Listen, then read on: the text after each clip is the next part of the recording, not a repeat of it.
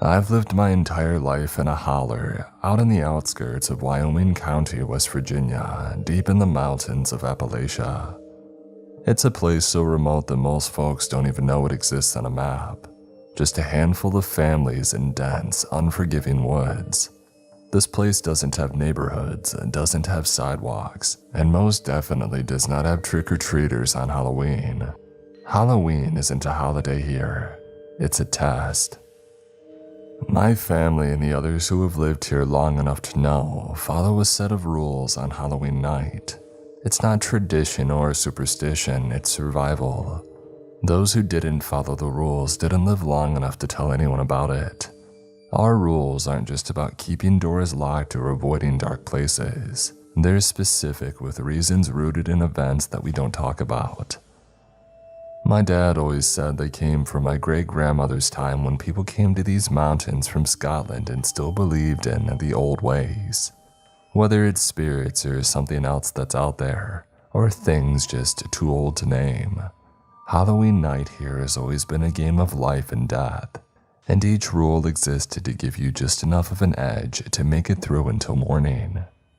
The first time that I broke a rule, I learned why they exist, and I'll never forget it. Every October around the second week, the rules went up on the fridge. We lived by them. My family took them seriously and not just in a keep the kids safe kind of way. No, these rules were for everyone. Break one and you would put all of us in danger. Here's how they go. 1. If you hear 3 knocks at the door after sunset, do not answer. 2. If you hear a single hard knock, open the door but do not look at who stands there. Hold out a basket of freshly baked bread and wait until you hear the footsteps leaving to shut the door. 3. If you hear someone call your name from the woods, do not answer. 4. If you see a figure at the tree line wearing a wide-brimmed hat, do not look at him for longer than 1 second. 5. If you hear chains dragging on the ground, sprinkle salt on all the windowsills and door thresholds within 1 minute. 6. If a candle is burning in the window of the old abandoned Anderson cabin up the hill, stay indoors no matter what. These rules didn't exist for no reason. They were handed down because bad things had happened. People vanished, people died, and strange things occurred. That's just how it was. I remember one specific year, years back, when Halloween night fell on a full moon. The air felt different, charged. My dad had a sense for when things were going to be bad. You could just feel it in the holler, thick in the air like something breathing down your neck. Dad told us to get all the preparations done early. Salt the windows now, he instructed, standing by the door, his face tight with worry. We're not waiting for the chains. I followed his orders without question, pouring salt along each windowsill and at the front and back door thresholds. My brother was baking bread, already anticipating rule number 2, the one that we hated the most. It was the one that forced us to interact with whatever knocked, with whatever stood on the other side of that door. We never knew who or what it was, but we knew that if you didn't offer bread, or if you dared to look, it wouldn't be good. By late afternoon, the house was fortified. The bread was cooling on the counter, its smell filling the kitchen. The fire was lit, burning low, and a 12-gauge lay across Dad's lap like it always did on Halloween. Isaac, my younger brother, sat closest to the window, glancing out every now and then. We had about 3 hours before sunset. The rules were clear, everything bad happened after dark. But the waiting was the worst part. The longer we sat there, the more anxious we became. Did we use enough salt this year? Isaac asked quietly. Dad didn't answer. He just stared into the fire, gripping the gun tighter. That was answer enough. The first knock came just after dark. A single knock, slow and deliberate. Isaac and I froze, staring at the door. Dad stood up, motioning for us to stay back and be quiet. I swallowed hard, heart pounding in my chest. It was time to follow rule number 2. Without a word, Dad picked up the basket of bread from the counter, freshly baked and still warm. He walked to the door, resting one hand on the knob. "Remember," he said, his voice low and steady. "Don't look." He opened the door just wide enough to slip the basket through the crack, his eyes focused on the floor. The warm smell of the bread wafted out, and I could hear a faint shuffling on the porch. Whoever or whatever it was out there. I saw a flicker of movement from the corner of my eye, a shadow stretching across the porch, but I didn't dare look. Dad held out the basket, his hand shaking slightly. For a few heartbeats, there was no sound, no movement, and then footsteps. Slow, heavy footsteps retreating from the porch. He waited until they had faded completely and then shut the door quietly, locking it tight. Isaac let out a breath. "Why don't we just leave the bread out early? Why do we have to wait for the knock?" Dad's face was pale and his eyes were hard. "We have to wait for the knock, and if we don't answer the knock, it'll come in." We thought it was over. We had followed rule number 2 to the letter, and for a moment it seemed like things were quiet. But here, nothing stays quiet for long on Halloween. Isaac was the first to notice him. He was standing at the edge of the woods, and just where the trees meet the clearing. He was tall and thin, a wide-brimmed hat casting his face in shadow. He didn't move, he didn't make a sound, but he was there watching. Isaac gasped, pointing. "It's him," he whispered, voice trembling. Dad didn't need to ask who. He knew, we all did. The man in the hat. "Don't look at him," Dad snapped. "Not for more than a second." I glanced, just enough to confirm that he was there. A tall, dark figure almost blending into the shadows of the trees, but distinct enough to make my blood run cold. I looked away quickly, heart hammering in my chest. We got away from the doors and windows of the house and sat huddled in the living room. The fire, our only light. Outside, the man in the hat stood at the tree line, unmoving as the night crept on. It wasn't until after midnight that we heard the chains. At first, it was faint, a metallic clicking that seemed distant, almost like it could have been the wind, but it grew louder and closer until it was unmistakable. The sound of chains being dragged across the rocky ground outside. Isaac's face turned pale. He shot me a look, wide-eyed and terrified. "The salt," he whispered. Dad nodded grimly. "Go check." I got up slowly, trying to control the tremor in my legs. I circled the house, inspecting every window and door frame. The salt lines were intact. Nothing had disturbed them.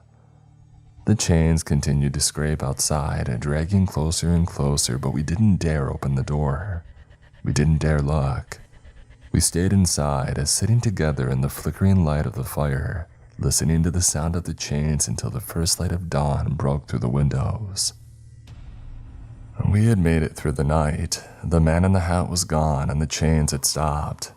But as the morning light seeped through the shutters, I glanced toward the old Anderson cabin up the hill, and there it was. A single candle still burning in the window. The rules are clear. When the candle burns in the Anderson cabin, you stay inside. No exceptions, no excuses. Even with the sun beginning to shine and the birds beginning to chirp, the sight of that candle filled me with a primal fear. We have to wait until the candle goes out before we can go outside, before the night is truly over. And that's how it goes here. The rules aren't just there to be followed. They're there to keep you alive. And if you're smart and you don't ask questions, sometimes it's better not to know. Halloween here has always been terrifying, but last year was different. It wasn't just the usual unease or the normal anxiety that came with the setting sun. It almost felt like the rules weren't enough anymore. My dad was getting older and his movements were slower, his hands a little less steady. We all knew it, but nobody said anything. We just followed the rules like always, hoping that would be enough. We spent the day in preparation, salting the windows, baking the bread, the usual.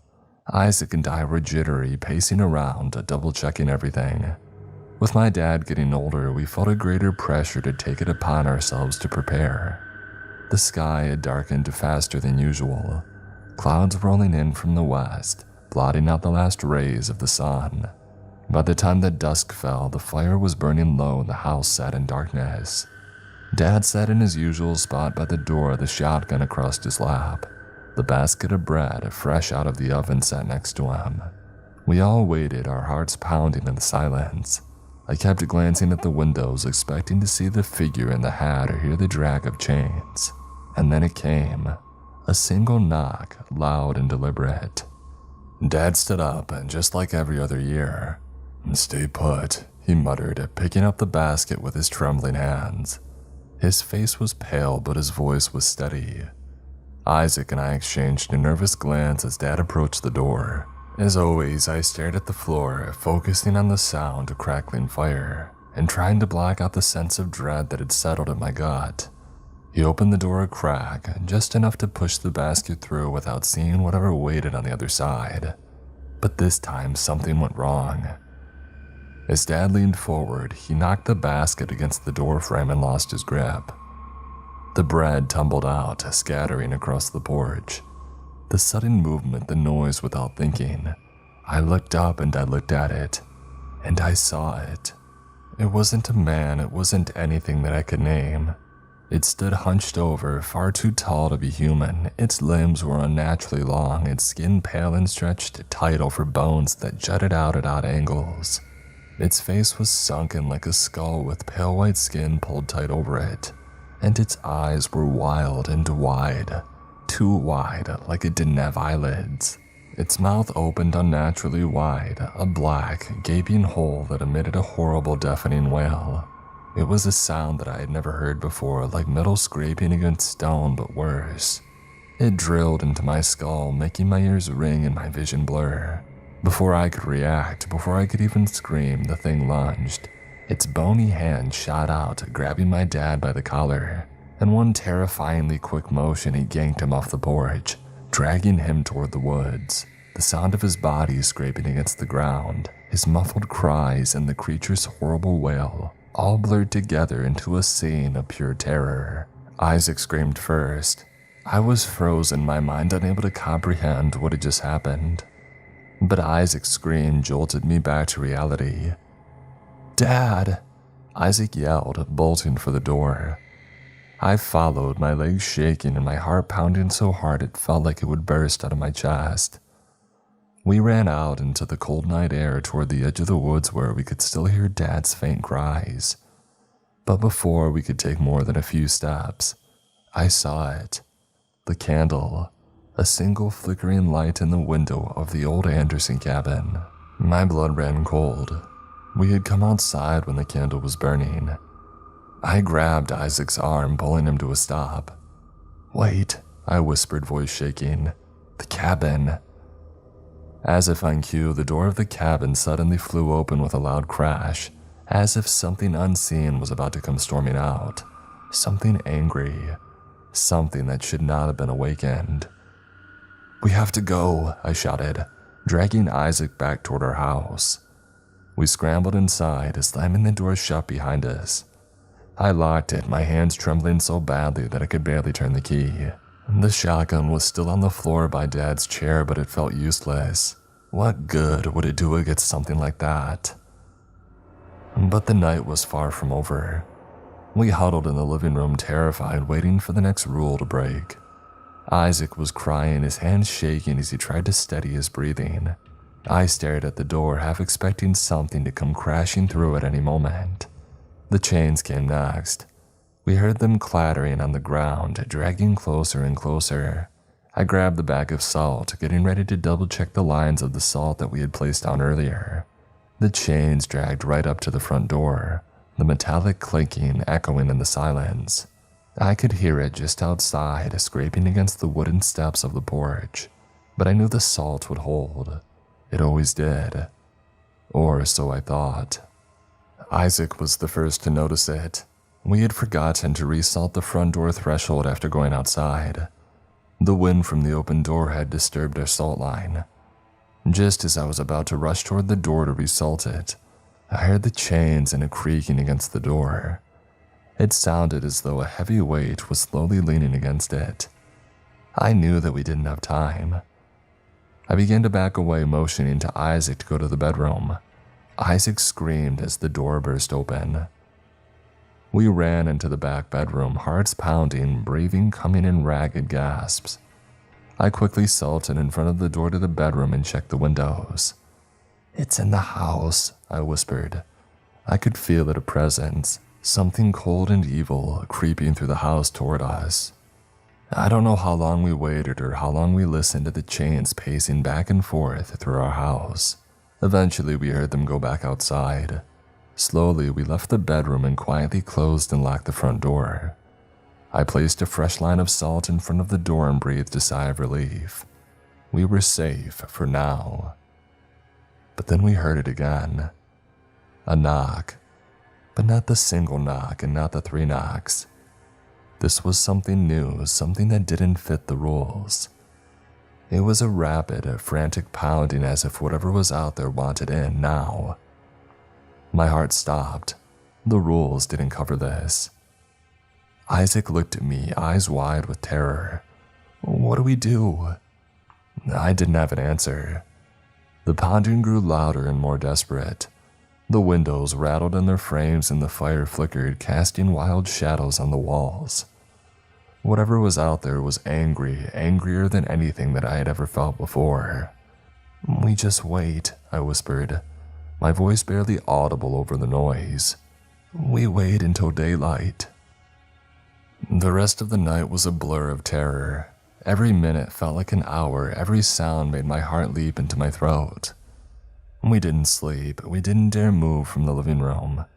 We huddled together in front of the fire, clutching the shotgun like it was our last hope, and quietly crying over the loss of our father.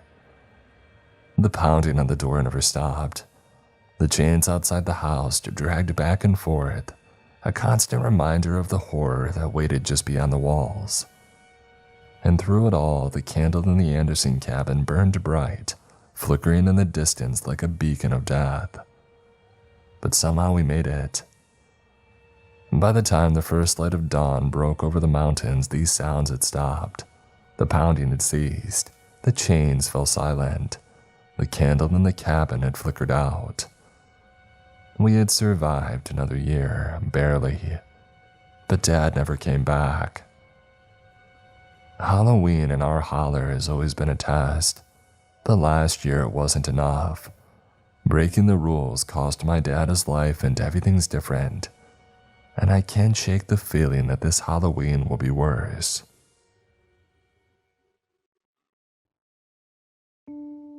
Today's episode is sponsored by Ali.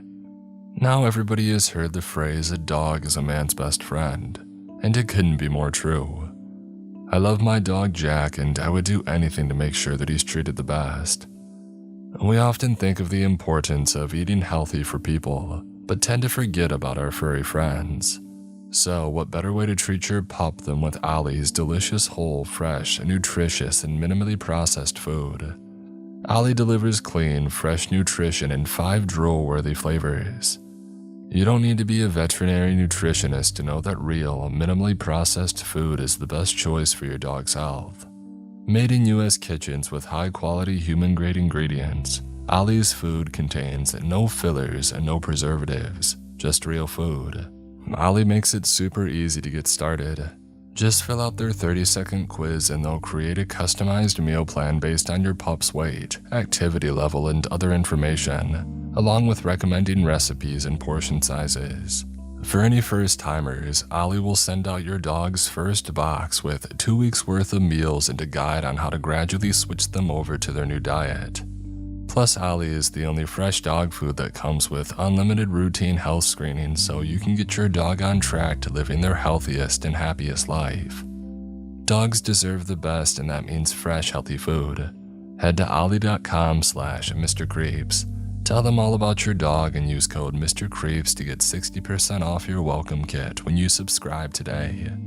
Plus, they offer a clean bowl guarantee on the first box. So if you're not completely satisfied, you'll get your money back. That's ali.com/MrCreeps and enter code MrCreeps to get 60% off your first box.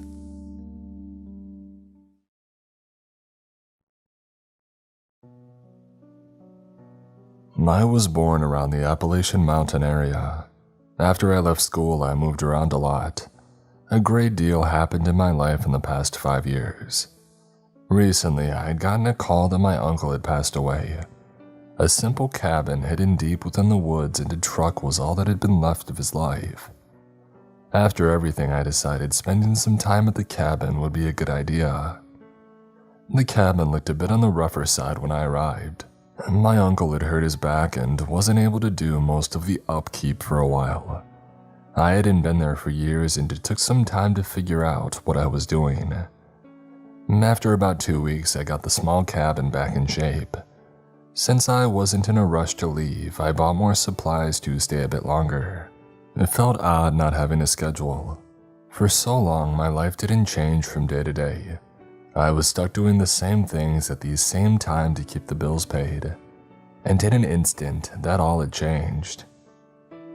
A gray, threatening clouds started to roll in while I was fishing. I checked my phone trying to see what the weather would be like for the rest of the night. It didn't work half the time because I was so deep in the woods. It took like 5 minutes for it to load up the information about a nasty storm. Packing up quickly, I booked it back to the cabin. That old building better hold up against what was coming. It grew so dark that I needed to turn on a lantern in the middle of the day. I made a note of how many unread books I had left and that I needed to pick up new ones when I was in town next. As I cooked an early dinner, the rain started to come down hard. The wind blew, rattling the windows. Thunder rumbled so hard that I felt it in the floorboards. This was a night to stay inside under some blankets. More lightning flashed and I glanced outside at the right time. If I had been a second later, I might have missed something that would change my life. A person was limping along outside, fighting the storm. I rushed to grab my jacket and get my shoes on. The instant I opened the door, I became soaked. It was nearly impossible to see with the rain pouring into my eyes, but by some miracle I spotted the figure again. He looked so small out there beside the massive trees that made up the forest. Pushing on, I reached him through the rain. I shouted only to have my voice get carried away by the wind. He struggled a little as I guided him back to the cabin, but we finally got inside, drenched and shaking from the cold. For some reason, he was dressed in a simple robe that appeared to be made of a natural material. He looked young, maybe 16. I fetched him a blanket off the couch to wrap it around him. The poor kid shook so hard that his teeth chattered. "Where did you come from?" I asked him. His lips pressed together in a tight line. He refused to say anything.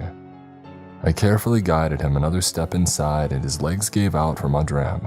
A puddle of water formed from the rain that dripped off of us. The water looked too dark in the dim light. I soon discovered a fresh, nasty gash on his leg.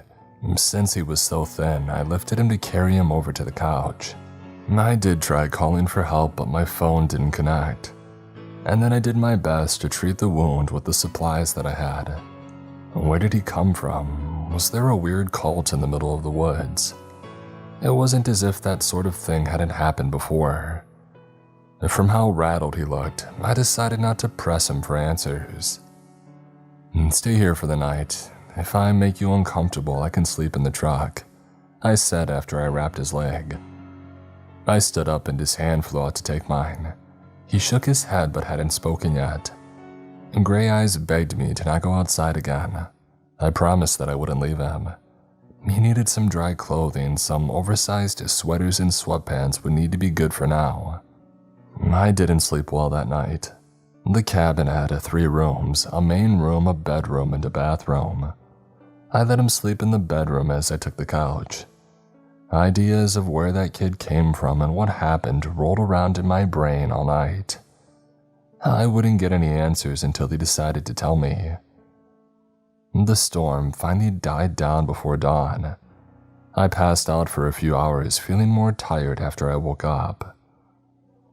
The first thing I did was knock on the bedroom door to see how he was doing. When no answer came, I opened it a crack. The bed appeared slept in but empty. He wasn't in the bathroom, so did he run off? A fear raced through my stomach until I opened the cabin door to see the boy from the night before outside, stretching. At least his leg looked to be alright. "How are you feeling?" I asked, not expecting to get an answer. "Better," he responded in a deeper voice that didn't match his face. "Do you want to head into town for a real doctor to look over your leg?" I said, and he shook his head. "No, it'll heal on its own. The cut looked worse than it is." He pulled up the pant leg to show off the long cut along his leg. I must have been seeing things last night. I could have sworn that it was twice as long a few hours before. "What's your name?" "I'm Dean." Again, I wasn't expecting him to answer, and yet he did. "I'm Hemlock." Yeah, with a name like that, he was totally a part of a weird cult that lived in the woods. When I need to take a random kid to get him away from an abusive family. "Do you live out here?" I asked, a bit suspicious. "Yes, I'm a part of a small family that has lived in the mountains for years. There are a few different families around here. A fight broke out, and well, that's how my leg was hurt. I'm sure the issue has been resolved." I crossed my arms, not liking what I was hearing. My uncle never said anything about other people living near his cabin. How far out were they? How many people? I knew it wasn't my place to look down on how people lived just because it was different, but I worried about any issues that kind of lifestyle may bring. You don't have like a main leader claiming the end of the world is going to happen and then takes like 10 wives, right? I suggested, hoping being so upfront wouldn't scare him away. The kid laughed, which put me a bit more at ease. "Who would ever need 10 wives? Isn't one when you're ready enough?" At least that reaction made me think there was a chance that Hemlock was doing alright living in the woods. But then again, his name was Hemlock. Unless I saw how he was living, I wouldn't be certain that he was safe or not. I nudged at the dirt, wondering if it was my place to stick my nose into his business. "Where do you live? When your leg is a bit better, I can drive you there." I nodded toward the rusted truck that my uncle left. Hemlock chewed on his cheek, unsure of my offer. He shook his head, trying to think of a polite way to refuse. "We would need to walk. It's far into the forest and there are no roads. I'll be fine to return on my own. I would like to do something to repay you for your help." I shook my head, but it didn't look as if he would accept the lack of repayment. I thought for a minute, wondering if there was anything that I could ask him to do. "Let's go fishing today." It was an easy chore that would keep him off his injured leg. I had 2 rods, so we didn't have to share. After collecting the gear, we walked down to the lake as a chilly wind blew. It cooled down a lot from the rain. The path had become so muddy that I wasn't having issues with getting my boots stuck. Hemlock walked barefoot. Even with his injured leg, he didn't have any issues not sinking into the muck. We found a good spot by the lake to get set up. I needed to show him how to bait the hook and explain what the bobber and weight did. Apparently his family just caught fish with their bare hands. He was going to do the same, but I told him it wasn't a good idea to get lake water in his open wound. I wanted to talk a little, but found it hard to get a conversation going. "How old are you, like high school age?" When he gave me a blank stare, I elaborated. 16, younger." "I'm an adult," he said, sounding offended. "Not to me." We got distracted by a bite from a fish. It turned out to be too small, and so I tossed it back. I caught Hemlock watching me as if he wanted to ask a question. When he noticed that he had been caught, he opened up about what was on his mind. "Only parents think I'm younger than I am, and you've seemed very protective of me. And do you have any children?" he cautiously asked. "A son a few years younger than you." Hemlock's face lit up. He half expected to see another kid his age appear at any moment, and I bet he easily made friends. "Will he be spending any time at your cabin?" "No, he's with his mother," I replied, hating how cold my tone sounded. Hemlock knew to drop the subject and felt awkward bringing the whole thing up. He made things better between us by snatching a fish who had foolishly gotten too close to the edge of the lake. By lunchtime, we had enough fish for dinner. I had caught 2 while Hemlock caught 6 by baiting the water and grabbing victims before they knew what was coming. I insisted that he stayed for dinner, but it seemed like he was ready to run off at any moment. I offered to cook while he cleaned up. The smell of the lake clung to his clothing, which he hadn't noticed. The cabin had its water system. I wouldn't have been able to stay out here for as long as I had without hot water. I showed Hemlock how the shower worked, but said that he could also have a bath if he preferred. I cleaned and deep-fried the fish along with a few side dishes from whatever canned goods I had around. My guest came out of the bathroom dressed in more borrowed clothing, his cheeks still red from the hot water. The soap smelled too strong for me to use. Hot water is such a nice treat. It's such a hassle building a fire to warm up water that we don't bother doing it very often. My eyes narrowed at him after I set down a plate of hot food. Was it healthy to take cold baths all the time? Maybe I did need to see what kind of place he was living in. Hemlock dug into his food, unaware of what he had just admitted. For a small guy, he sure ate a lot. Having a full stomach and a bath knocked him out. I cleaned the dishes as he slowly drifted off on the couch, promising to get up soon to help me clean up. I had planned on letting him sleep through the night and then making sure he got home safely the next day. Sometimes things just don't work out the way that you want them to. It had gotten dark when Hemlock started to stir in his sleep. A noise came from outside. It was as if somebody was walking just in front of the cabin. There shouldn't be anybody around here in the dark. I grabbed the rifle next to the door and stopped to listen. The gun had belonged to my uncle and I hadn't fired it before. I knew that it was still loaded from when he had been alive, but I hadn't found any spare ammo in the cabin. A soft knock came. I tensed as I started to reach for the doorknob, the gun in my other hand. If the person wanted to cause trouble, I was positive that I could deal with it. "Don't," Hemlock shouted from the couch. I had just turned the doorknob when he spoke up. The wooden door exploded inwards, knocking my body a few feet back. My entire body heard as stars danced through the darkness. My head slammed against the wooden floor, stunning me for a full minute. I climbed out from under the door, rifle still in hand, but my body refused to stand. 2 strangers stood inside the cabin. They were dressed in sewn together dirty rags. Their bodies were tall and bone thin. One had a hand with long fingers wrapped around Hemlock's arm to start dragging him towards the open doorway. "Let go of him," I said through gritted teeth and raised the rifle.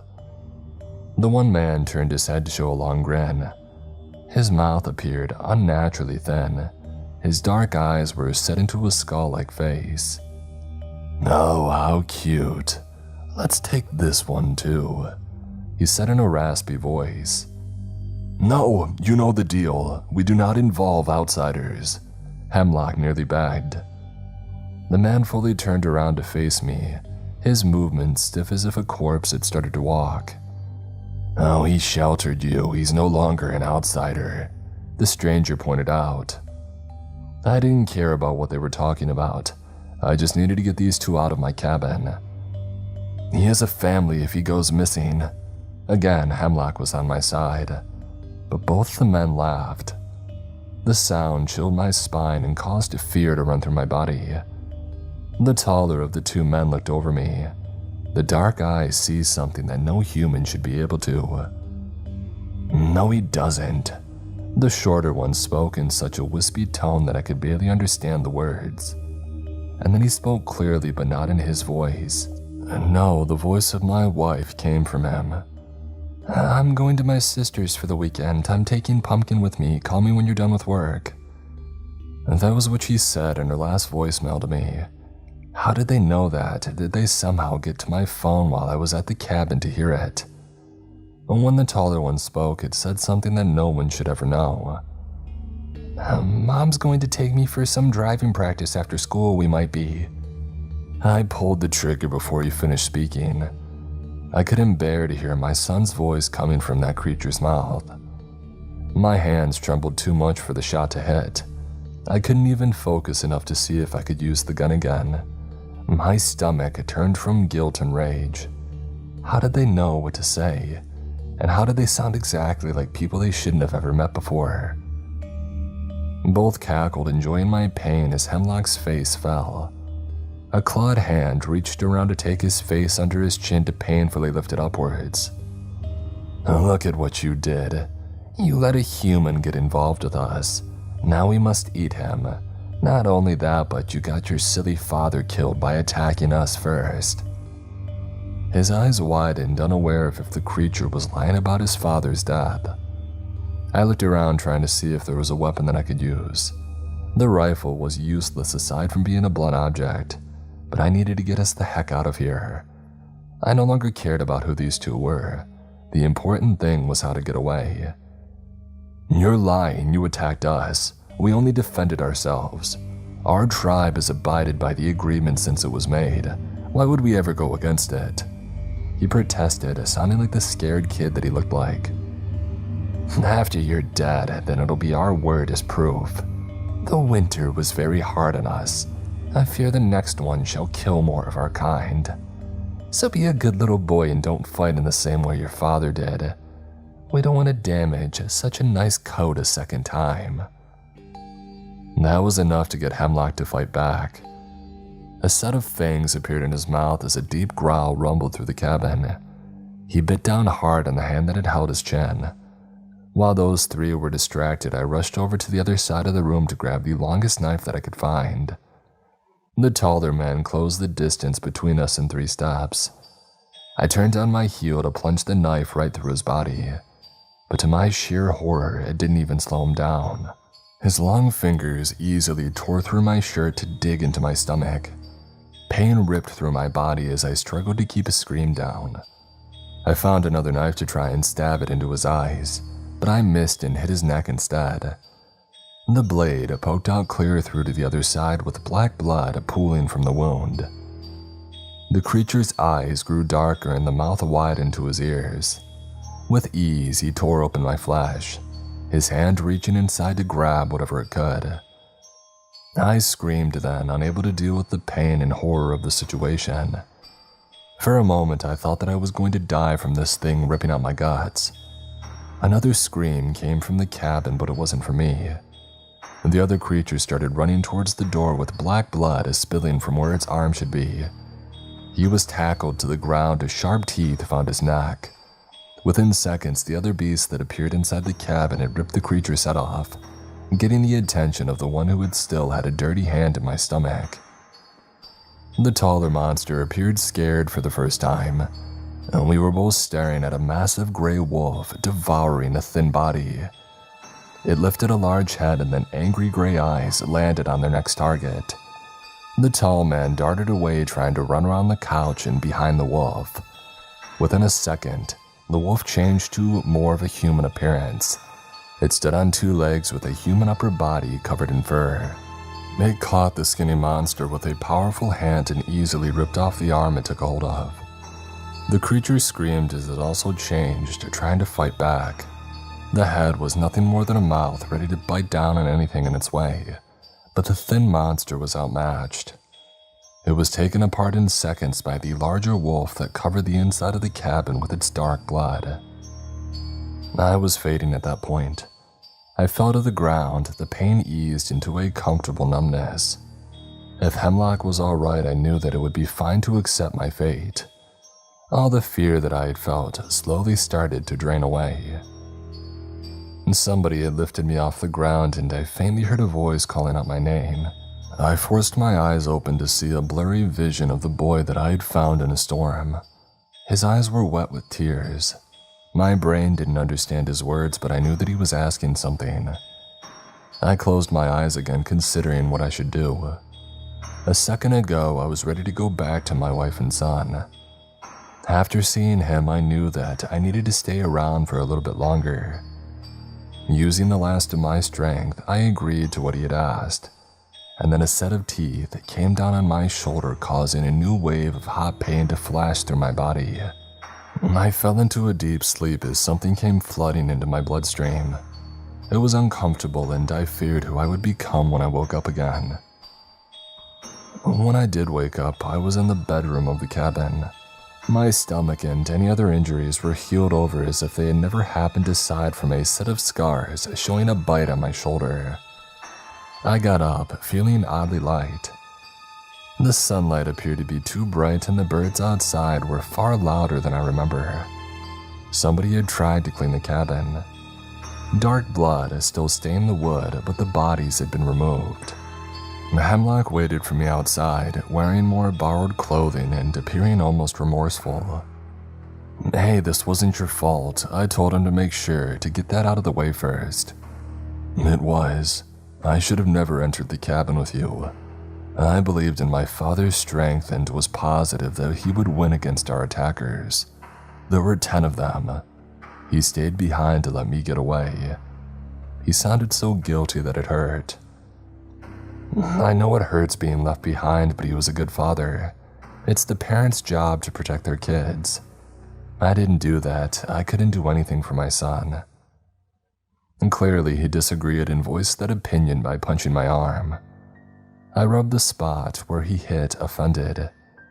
"I bet he would have done the same thing if he had heard you saying that," Hemlock argued.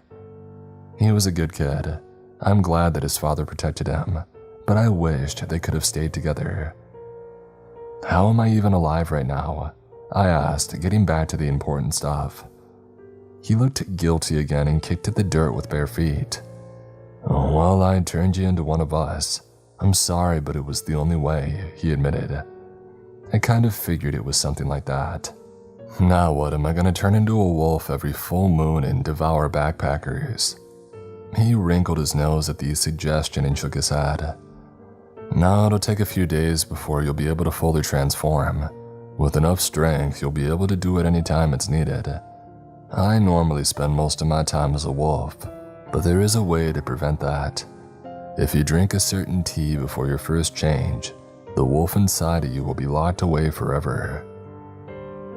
I crossed my arms, uncertain of how I felt about that.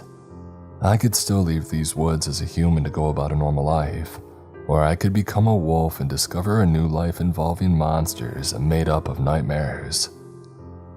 What's stopping people from abusing this? Like cheating death by getting bitten anytime they're about to die, and drinking the tea to avoid the whole wolf thing. I wondered out loud. No one had survived being bitten twice, and a bitten wolf has a shorter lifespan than a born wolf. You'll most likely only live until you're 40, so maybe 5 more years. "Is that how old you think I am?" I said while uncrossing my arms, very peeved by his misjudgment. He looked very nervous about upsetting me. When I smiled, it made him calm down. I thought over my choices again, really wondering if I could throw away being a human. "What's up with those thin creatures? Are there a lot more of them?" Hemlock nodded, his face grim, thinking about what had attacked us. "We're unsure of their numbers, but it feels as if more appear every summer. Attacks from them have become more common, even though we can't ever prove it. I fear another war will break out between us that will hurt humans that get caught in the middle." Hearing something like that would have made someone want to never take another step inside the forest again, and if I stayed, I would risk my already shortened lifespan to get caught up in the middle of a war between monsters. Well, I guess you need one more wolf on your side, and give me 3 days to get some things in order. And since I didn't have any family left, it was easy to take care of things. I sold the higher cost items and then donated what I could. I kept some clothing and some savings. It felt oddly freeing to get rid of most of my worldly goods, knowing that they would be far more useful to someone else. I met Hemlock back at the cabin, ready to start a different life. He said that his family didn't mind welcoming a newcomer into their ranks, but they thought that I should live at the cabin for a bit longer and slowly get introduced into their way of life. No matter how afraid the idea of more of those thin monsters made me, I decided to protect Hemlock in the same way that his father did. After all, it's a parent's job to take care of their children. Today's episode is sponsored by Wild Grain. Wild Grain is the first bake from frozen subscription box for artisanal breads, pastries, and pastas. Wild Grain's boxes are fully customizable to your tastes and dietary restrictions. In addition to their classic variety box, they recently launched a new gluten-free box and plant-based box that is 100% vegan. And best of all, they take the hassle out of baking since all items bake from frozen in 25 minutes or less with no mess or cleanup. I absolutely love Wild Grain. I recently received a box and tried some of their Parmesan herb biscuits, and oh my god, they were actually so good, like literally amazing. I wish I had some more right now. Are you ready to bring all your favorite carbs right to your doorstep? Be sure to check out Wild Grain so that you can begin building your own box of artisanal breads, pastas, and pastries. For a limited time, Wild Grain is offering our listeners $30 off your first box, plus free croissants in every box, when you go to wildgrain.com/MrCreeps to start your subscription. Yeah, you heard me, free croissants in every box, and $30 off your first box when you go to wildgrain.com/MrCreeps. That's wildgrain.com/MrCreeps, or you can use promo code MrCreeps at checkout.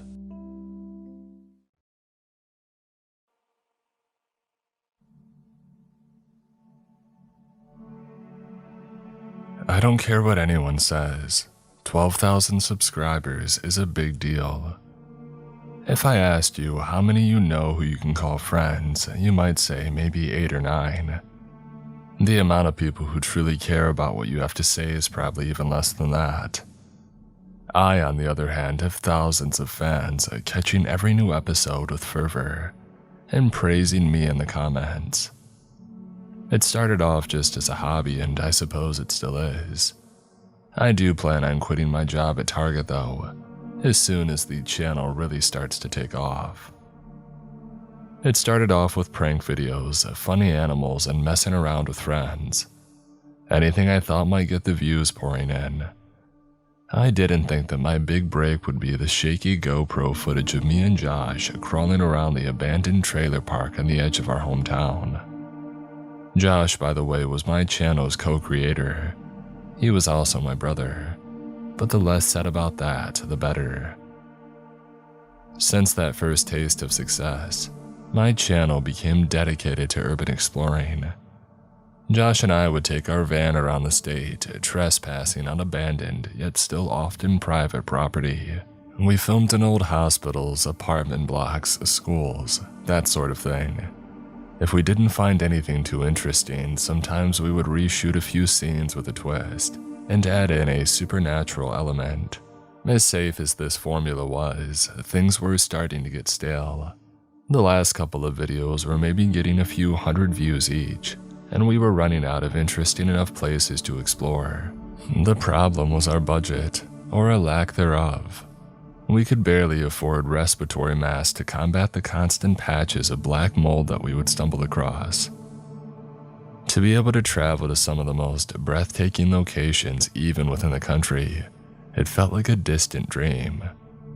This is why the email felt like a godsend. I was throwing a quick eye over some junk mail, checking if anything important had slipped through before I deleted it all. And that's when I saw it.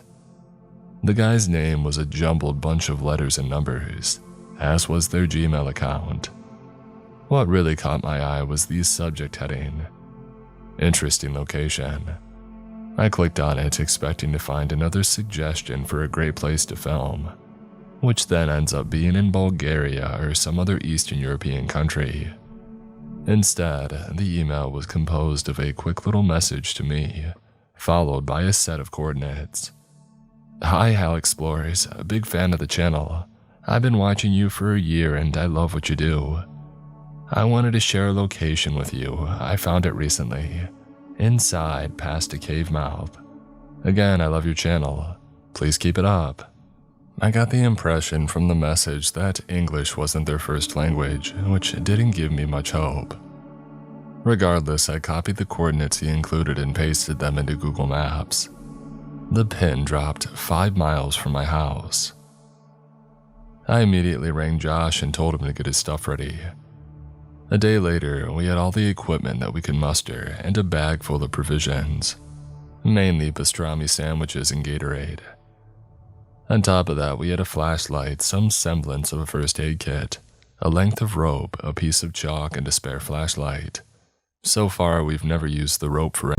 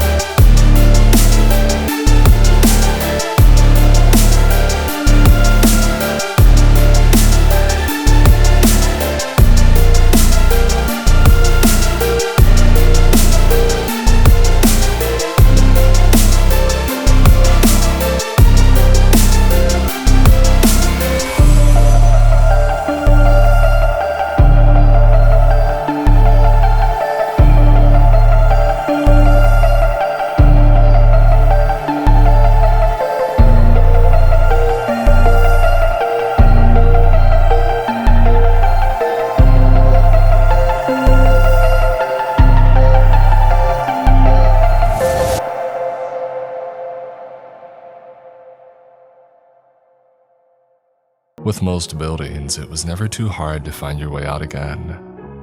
This place, however, was shaping up to be a real maze. I wouldn't have been shocked if we came across a minotaur.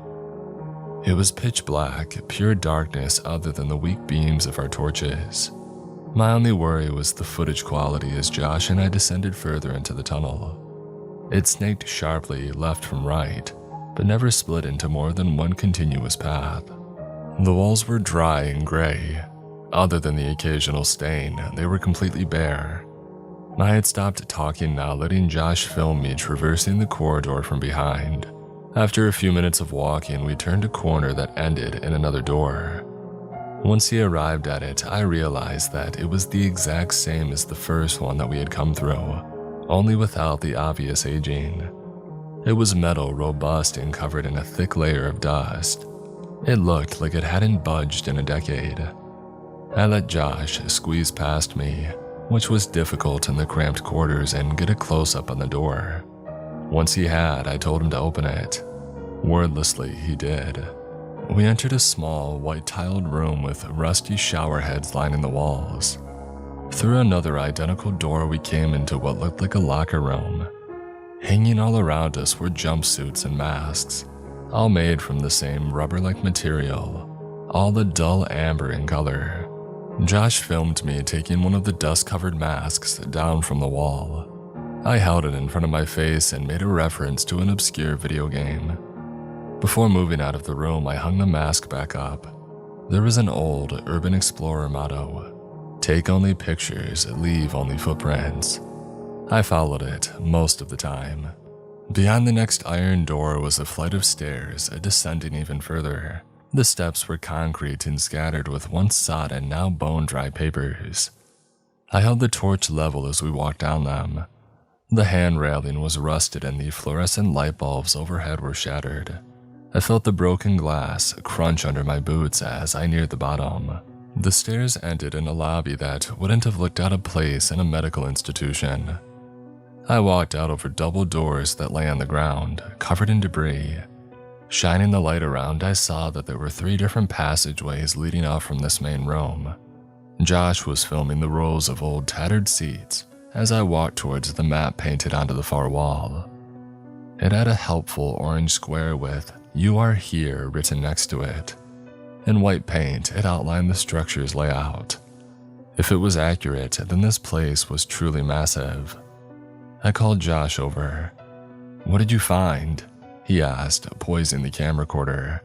"I think it's a diagram of this place," I told him, my finger following the map's trails. Josh zoomed in as I noticed the symbol key. Dotted around the map were small denotations. I matched them with the key, trying to figure out which rooms were being shown. Canteen, bunkhouse, recreational facility, breaching room. Josh took more footage while I read through the list of functions, which were printed out on a fading piece of laminate attached to a hanging clipboard. I got to the end and saw that we were on floor 1 of 9. "Holy crap, this place is huge," I muttered. "What do you think this is anyway?" Josh asked. I turned to him but looked directly at the camera when I answered. "Well, of course we don't know, but my best guess would be some sort of nuclear facility. Maybe a decommissioned bunker, something along those lines. You know, the government rarely told us where they built these things, so it wouldn't be all that crazy." Once the scene had exhausted itself, I took a picture of the old map on my phone and we moved on.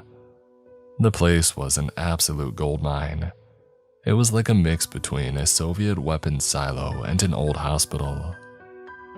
We left marks on the Libertine walls to help with the last case scenario of getting lost.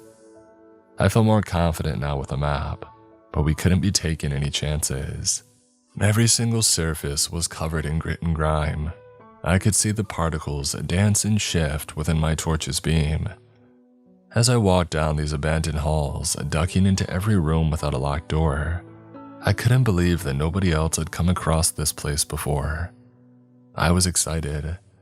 This felt like the big break my channel needed, and Josh was recording every second of it. Most of the first floor was rooms full of stacked beds. The bunkhouse where the workers would have slept and I imagine spent most of their time. I couldn't help but wonder what they were doing down here. I sat on the edge of one of the beds and pulled out a locked box from underneath. It was heavy and made from solid leather. After a while of trying, I realized that I couldn't open it with brute strength, and I kicked it back under the bed. As I stood, I realized every bed had a similar locked box underneath. I tried a few more, all with the same issue. I shrugged at the camera and I left the room. After walking around the first floor for a few minutes more, we came across another stairwell. I motioned to the camera to follow me down as I grabbed the rotting wooden handrail and descended further into the facility. 2 turns later, the stairs ended in a narrow corridor. Countless doors, most of them locked, were dotted along the walls. I tried to peer through these small windows on the doors whenever they had one, but something covered each of them from the other side. This floor, the second floor, was a maze in every sense of the word. Josh filmed me taking a dozen corners left, right until we came to another small foyer. I sat on one of the decomposing chairs and I tied my shoelace. I shivered as a cold breeze caressed my neck. Judging from Josh's reaction, he felt the same thing. I looked around for a vent, but I didn't see one. I stood up and kept moving. We pushed through a series of hanging plastic sheets, and on the other side were greeted with another door leading into another stairwell. I took out my phone to check my picture of the map, and realized that it only showed the layout of the first floor. I smiled when I realized my error and made a joke about my intelligence, or a lack thereof, to the camera. I put my phone back in my pocket and I opened the door. Halfway down this flight of stairs was an overturned desk and 2 chairs. I crouched and opened the small drawers on the overturned desks. A few pens fell out, nothing of note.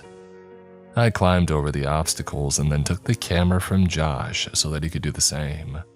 Once we were on the other side, I turned and dramatically kicked the double doors open, making a movie reference as I went. There was a door directly to the left of where we came into. We ignored it for now, instead of walking to the end of the snubbed corridor. There were 2 doors and a sign containing 2 arrows, one pointing towards the bathrooms and the other towards a dining hall. Well, I am feeling pretty hungry, I said to the camera, rubbing my stomach. I cringed soon after and made a mental note to cut that out. Through the swinging doors and into the canteen, we were greeted by the largest room that we had seen yet. It must have had the floor space of a football pitch or 2, and the rows of benches blurred into a mirage the further that they went. I'd like to remind you at this point that we were in total absolute darkness, other than what light our handheld torches threw out. As we ambled through the hall, it was a wonder that we didn't trip over anything. A small glint caught my eye, and I sat down on one of the sterile blue-gray plastic benches. Josh stood next to me and filmed close up what had lured me over. I admit I thought it was a coin or maybe a hunk of jewelry, but instead it was a piece of foil wrapper. I picked it up and looked more closely. It was a packet of apple-flavored chewing gum with 1 bit left. If this is what they were eating down here, no wonder the place is abandoned. Look at all these E numbers, I said, holding the wrapper up to the camera. I stood and we began walking over to the kitchen. As we did, I kept repeating the same joke I had made in my head over and over. I realized it didn't make any sense, as people don't exactly eat chewing gum, but I didn't feel like reshooting anything either. We kept moving towards the kitchen, and as we did, the smell got worse. Once we had hopped the counter and actually gone into the area where they kept the now long since rotten food, the smell became too much to handle. Josh retreated, burying his nose in his elbow. I persevered long enough to peek into the freezer. Its preserving cold had long since faded, and the meat that once hung in there was now a stale and black puddle. I gagged and rushed out. Josh filmed me hopping the counter and we started to walk back to the door that we came through. I stopped, noticing something hanging on one of the white concrete pillars. It was a calendar. I walked over to it and beckoned Josh to do the same. It was left open on March, and every day before the 27th was marked with a red X. I flipped it to the front and saw that it was for the year 2009. We took plenty of footage of my discovery, and I shared my theory in a more serious tone that this must have been when the place became abandoned. After we were done filming, we decided to sit at one of the benches and eat. If you're wondering, I had one of those pastrami sandwiches that we had packed and a Dr. Pepper. Now satiated, we exited to the hall. As soon as we had entered it, I turned left. "Don't you want to film the toilets?" Josh asked, tugging at my shoulder.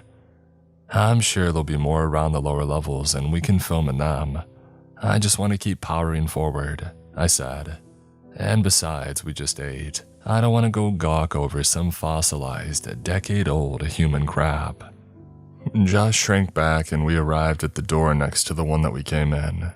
It was yet another staircase that we followed down to the 4th floor. As soon as we reached that floor, I knew that we had hit the jackpot. It was like some of the abandoned hospitals that we had seen, but on steroids. Long medical white halls were littered in rusty and decaying equipment. Scalpels and other tools were strewn everywhere. A patient-less IV drip stood at the end of the first hallway like a ghost. I had Josh focus on the bloodied, bunched-up sheets that blockaded a doorway while I snooped around one of the accessible rooms. Inside was what looked like a dentist chair, only it had a large iron tripod dangling from the ceiling above. I felt like a kid in a sweet shop as I looked through all the cupboards and drawers, finding dozens of files and even more cobweb-covered equipment. Among the rubbish, I found a pizza box-sized silver container. I opened it with a click, and inside I found a stack of microfiche. It may have been born after the millennium, but I still knew what they were. I didn't see a microfiche reader anyway in the room, so I walked back out into the halls. I suddenly had what I thought was a great idea, and I held the film in front of my face. I held my torch on the other side and shined it towards me. Instead of illuminating the imprinted images, I momentarily blinded myself. I laughed at my own stupidity and leaned against a wall, rubbing my eyes. And then I heard Josh call me. I followed the sound of his voice past another stairwell entry and around the corridor's bend. He was standing with his camera in front of a giant obstructed pile of dirt that came down from a portion of collapsed ceiling. Realizing there was no way through, I doubled back and made my way to the door that we had come through. Looking around, I realized that there was no other passageway apart from the one that we had already explored, nor did any of the unlocked rooms have a second door. Cursing, I found Josh again. "There's no other way onto the rest of the floor," I told him, although he had already come to the same conclusion. With a sense of defeat, we left what had been by far the most interesting and promising section of the facility and carried on down to the 5th floor. We didn't stay for long. A pipe had obviously burst somewhere and the ground was covered in a few inches of grimy and brown water. We tried to navigate our way by hopping from one rotting wooden panel to another. A few gave way under our weight, and by the time that we had reached the door out of there, our shoes and socks were drenched. Not that I was paying much attention, but I reckoned that most of the rooms in that section were being used for storage. We quickly opened the door and closed it, only letting in a small torrent of water which accompanied us down the steps in the form of a fast trickle. The room that we came into was promising, as it had a similar medical flair as the 4th floor. We almost turned left when I noticed the symbol on the door to our right. I approached it, my cameraman close behind, and saw that on the door was the silhouette of a rabbit, depicted in red paint. With a strange sense of unease, I grabbed the door handle and barged into the next room. It looked like an interrogation room. From where we were, we could see through the one-way mirror. There was a long mahogany desk covered in what looked like radio equipment. Half a dozen swivel chairs surrounded us. It looked like the production control room at this TV studio that I once interned at. In the blank room beyond the mirror was a chair. No desk, just a lone chair facing us. I noticed that there was no door between this room and the blank room, nor was there any door at all leading into the blank room. We ducked out and continued on through the left side door. Jackpot again. It was almost a carbon copy of the fourth floor, except it was strangely carpeted. The thin maroon carpet was caked in dust, and it dragged my eyes away from the otherwise white walls. The first room I entered luckily had just what I was looking for, a magnifying glass. Not exactly a microfiche reader, but I suppose it wouldn't have worked without electricity anyway. I took the crumpled strip of images from my pocket and held them to the magnifier. The images were grotesque. I was holding 98 tiny pictures of conjoined twins, each connected at the head. The pictures were all taken from various angles, and nearer the end of the rows, various levels of decomposition. The very last image on the slide showed a botched attempt to separate the pair. I gagged and I dropped the microfiche. "What is it?" Josh asked dumbly as I stormed past him. He followed me into the hall where I slumped against a wall and slowly edged down onto the floor. Josh loomed over me. "Stop recording," I said, and he did. He sat next to me and comforted me, not knowing exactly what had gotten me so worked up. In myself, I knew that it wasn't just the photos. I was starting to let the sterile monotony of this place get to me. "Do you want to turn back?" Josh asked. "I think we have enough footage." I smiled. "Hey, it's fine, I want to keep going. I just need a break," I said. He nodded and patted my shoulder. He stood, leaving the recorder next to me, and he walked into one of the rooms. I absent-mindedly began to caress the scar along my abdomen, left over from the less than professional operation that separated me and Josh soon after birth. Josh came back out of the room soon after, holding a fading binder of documents. Now, I was never good at math or academia in general, but I could recognize the symbol on the front of the binder as the symbol of pi, only turned upside down. "Interesting read?" I asked in earnest. Josh didn't reply, and he kept looking at the documents intently. Before I could say anything else, he began to read aloud. "Subject Aleph shows signs of successful tether realignment. He has answered 42 of the 45 questions of the Clem assessment accurately, while displaying little distress. He has continued to develop Tav's hobbies and interests since his brother is disassembling. Dr. Redacted has reported contact with Tav, although this is an impossibility. Aleph expresses connection to the Red Rabbit, furthering evidence of tether realignment." I grow increasingly confused the more Josh reads it out. "What does any of that mean?" I finally asked him. "Oh, who knows," Josh replied, thumbing through the remaining documents. He closes it and reads out the message stamped on the front. "Property of the Red Rabbit Group," he says, and then shares his theory. My money is still on some weird government stuff. God knows what they've been doing behind the public's back. I stand, brushing the ceiling flakes from my trousers. I put a hand on Josh's shoulder and looked him in the eyes. "God doesn't have anything to do with this," I said, and then, "Actually, do you mind if we do this all again on film?" After that, we walked down the dark hallways with a newfound unease. I didn't want to admit that I was scared, but I also couldn't imagine what could be inside some of those rooms. Something more terrifying than any boogeyman, no doubt. Man's curiosity. We turned a corner and saw someone, or at least that's what we thought, while our hearts beat out of our chests. Fixing our torches on it, we saw that it was a suit. Looking closer, we saw that it was made of rubber and covered in straps. It looked like a gimp suit, we realized, and it was hanging down from the ceiling, its collar caught around a broken strip of light. "I hope you didn't poop yourselves," I said, looking at the camera from over my shoulder. I went over to the hanging suit and I nudged it. It swung back and forth, creaking as it did. The closer that I got to it, the more the smell of vinegar overpowered me.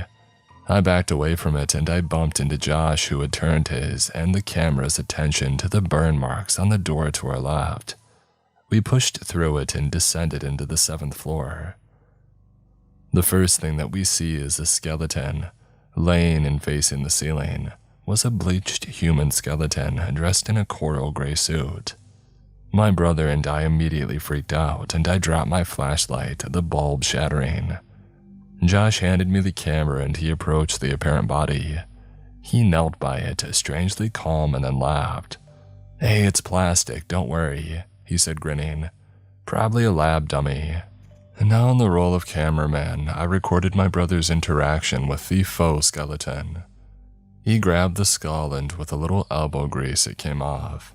He stood up, quoted Shakespeare, and then punted the skull down the hallway. We laughed and I set the camera down.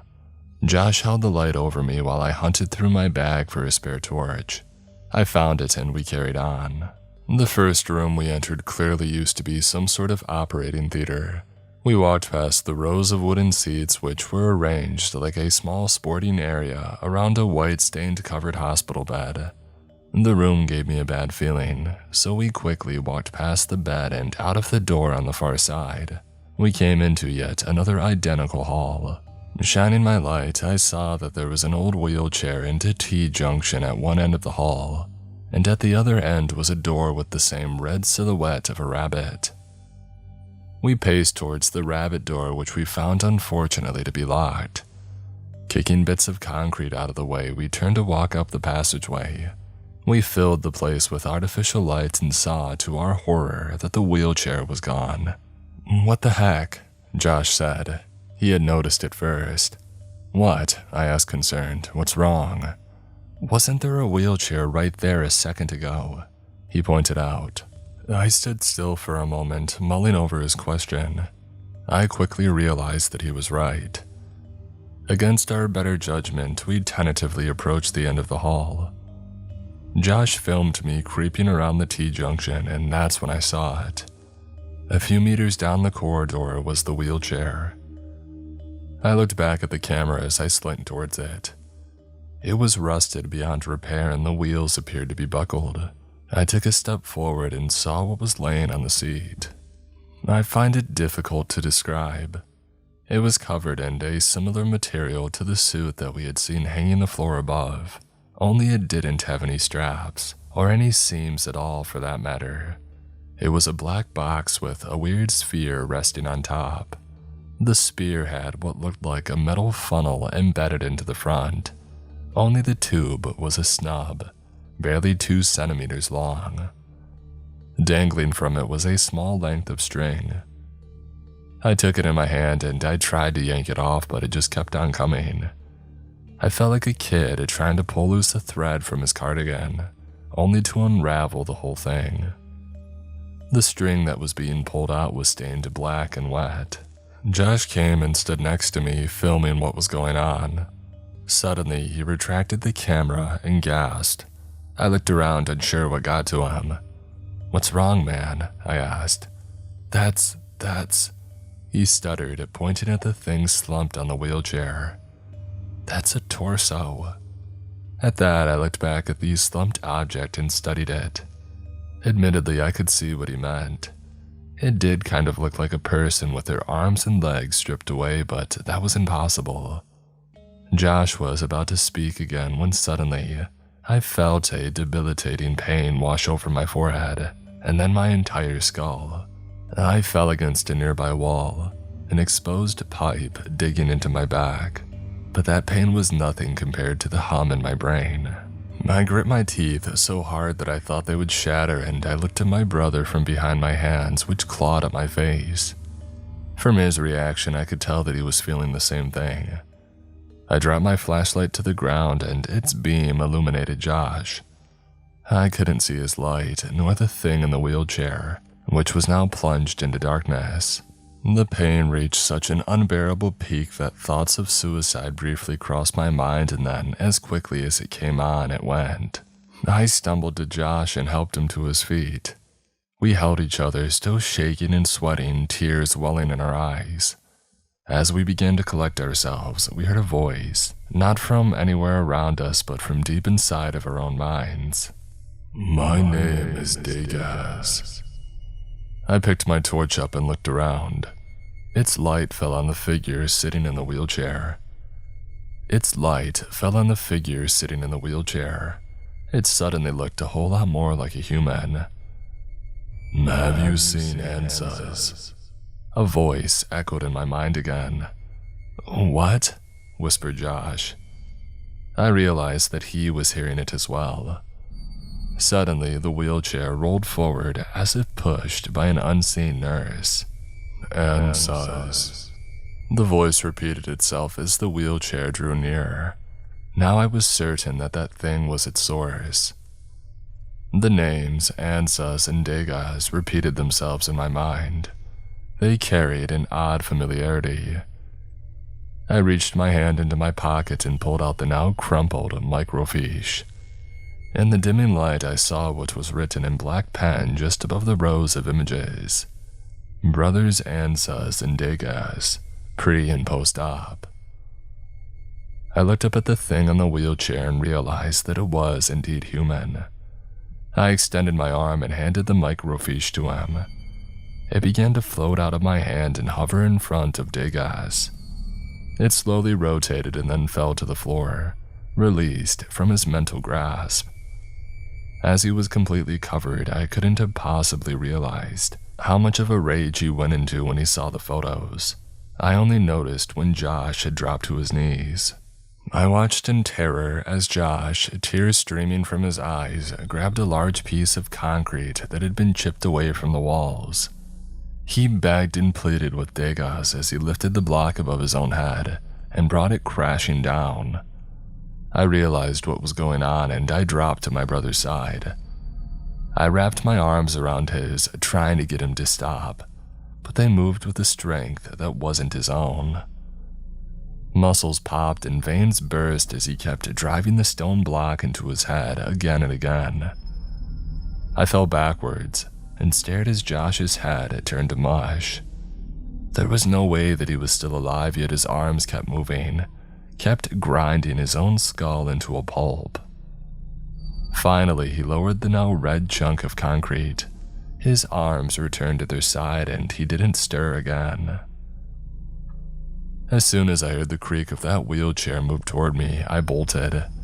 Screaming, the flashlight in my hand bounced up and down as I ran.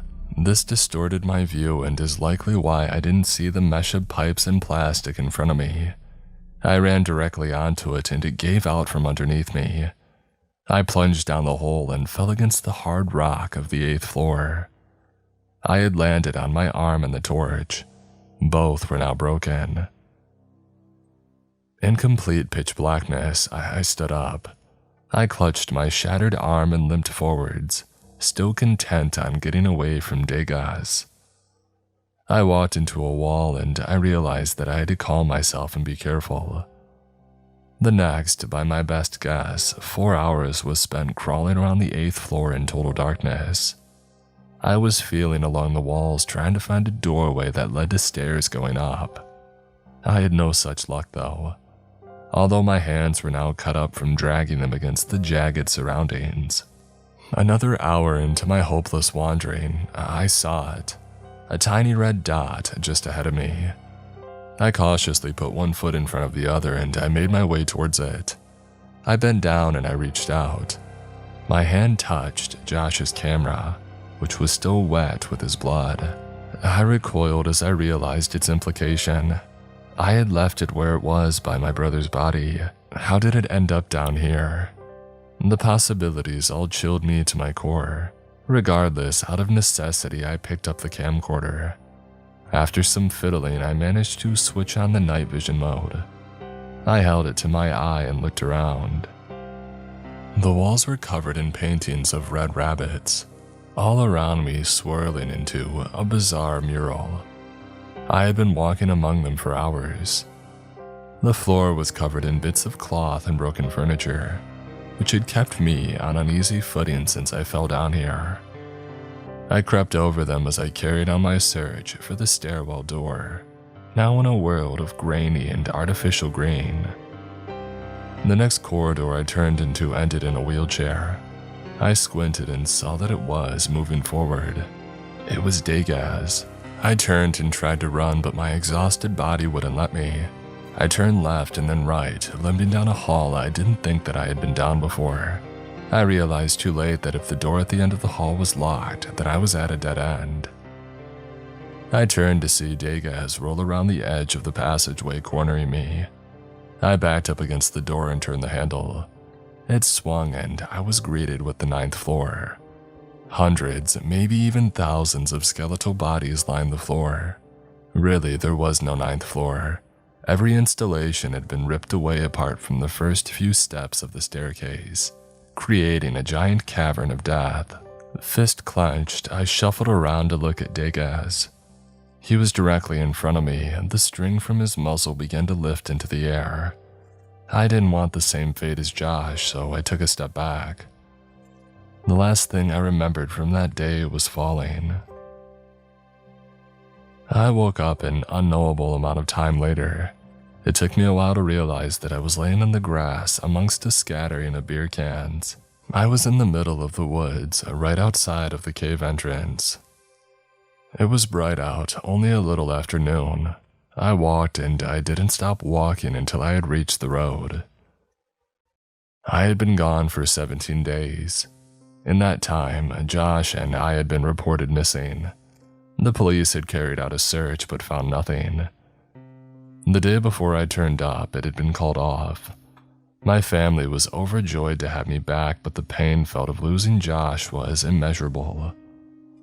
I told the cops what happened as best I could. I'm not sure how much of my story they believed, but they did bring me with them to find the door at the bottom of the caves. They never did. After that, my story was essentially discredited. It was at this time that I began to dream of a red rabbit. It would dance around me in a meadow and try to lead me into the forest. I never followed it. A week later, I finally found some time to myself. I slumped on the bed of my childhood room as I had been staying with my parents since I returned. After a nap, I sat up in bed and realized that I hadn't opened the bag that I brought with me. I grabbed it, unzipped it, and emptied out its contents. It had a few things that we had brought left in it. Unfortunately, my camera was never found. One last thing fell out when I gave it an extra shake. A document. I realized that Josh must have shoved it in there and didn't live long enough to tell me. I sat down and for the past few hours, I read all the way through it. The US government sanctioned all of this. They've been experimenting on victims of craniopagus. I still don't know how long this has been going on, but the founder of the Red Rabbit Group, Heinz Klemm, was brought to America from Germany in 1947. They were studying some form of telekinesis or telepathy or something. I need to write more, I have to write more, but I've just looked outside my window and realized that the same black van that was parked across the street this morning is still there. Please, if you're listening, get the message out. Whether it's the man in the trench coat knocking on the front door, or the increasing pain that I feel along my now oddly fresh and raw separation scar, I don't think that I'll be around for much longer.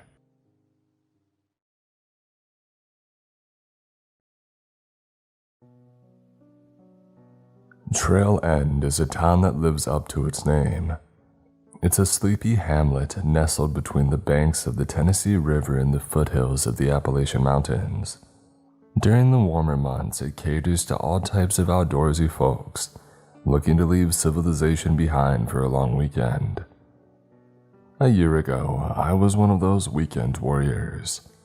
I couldn't wait to get lost in the woods for a few days and feel the restorative healing of Mother Nature work its charms on my battered psyche. Back then, my life was in shambles. I had graduated college with massive student loan debt and a few prospects in my chosen field.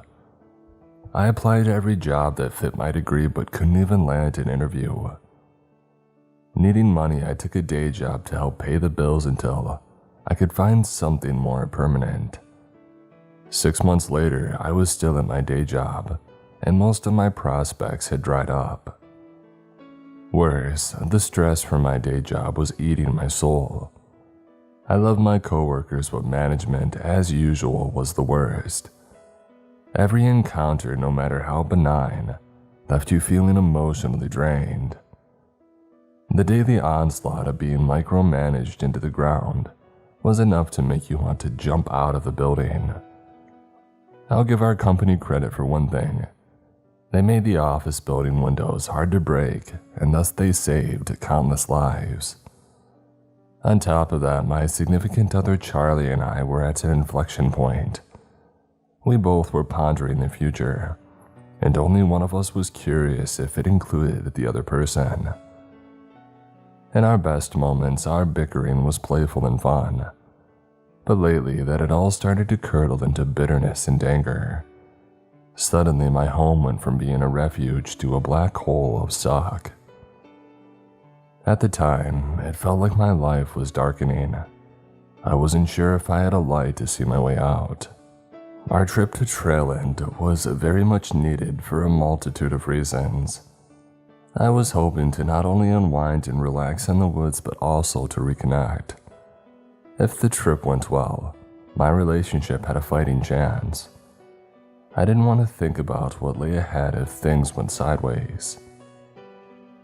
We drove up together in my old beater. Now, I love my car, whom I lovingly referred to as Deep Blue for reasons lost to me, but my better half was not a fan. In fact, they were confident that Deep Blue couldn't handle the drive. I wouldn't hear it. Was Deep Blue ugly? Well, yes she was. Did she have over 200,000 miles on it? Of course she did. Was she loud and had a constant check engine light glowing?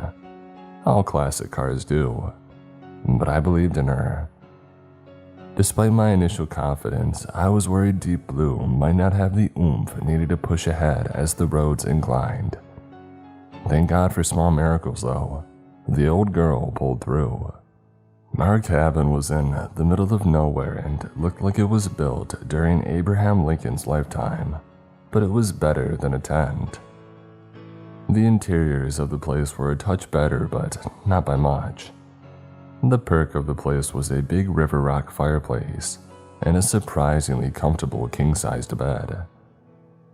The condition of the cabin was a secondary concern for the trip. The real beauty was the view. From the cabin's front porch, you had a view of a golden valley filled with tall sweetgrass that swayed in the breeze. There was a wooden walkway that cut through the grass and led down to the banks of the river. It was a sight to behold. On the opposite side of the valley was a dense piney woods, so thick with trees that got dark hours before the rest of the valley did. When the wind blew, you could hear it push through the millions of pine needles, and it sounded like the ocean. If you closed your eyes, you could trick your brain into thinking that you were near the beach. It was the self that I needed to help heal me. As we brought in everything from Deep Blue and set up the cabin, we thought that we should head down into town and grab some supplies. We needed the essentials: chocolate, marshmallows, and graham crackers, but also like real food, water, and beer. I was going to grab a couple of cords of wood for both the fire pit outside and that inviting fireplace inside. I could already feel the tension melting away. Charlie and I both could. We stopped at Eddie's Shack, the local general store, and picked up everything that we would need for the long weekend. It was fun, actually. We joked around like we had at the start of the relationship. Nobody put on airs. We were goofy and lovey and remembered that we still liked one another. If this was a portent of the weekend ahead, I was ecstatic. And then we met Eddie. Eddie was straight from small-town Central Casting. He was older though, how old, who could tell? His salt and pepper hair was tucked underneath a weathered Bass Pro Shop trucker's hat. He wore a red and black plaid shirt that looked well worn with black suspenders pinning it down to his shoulders.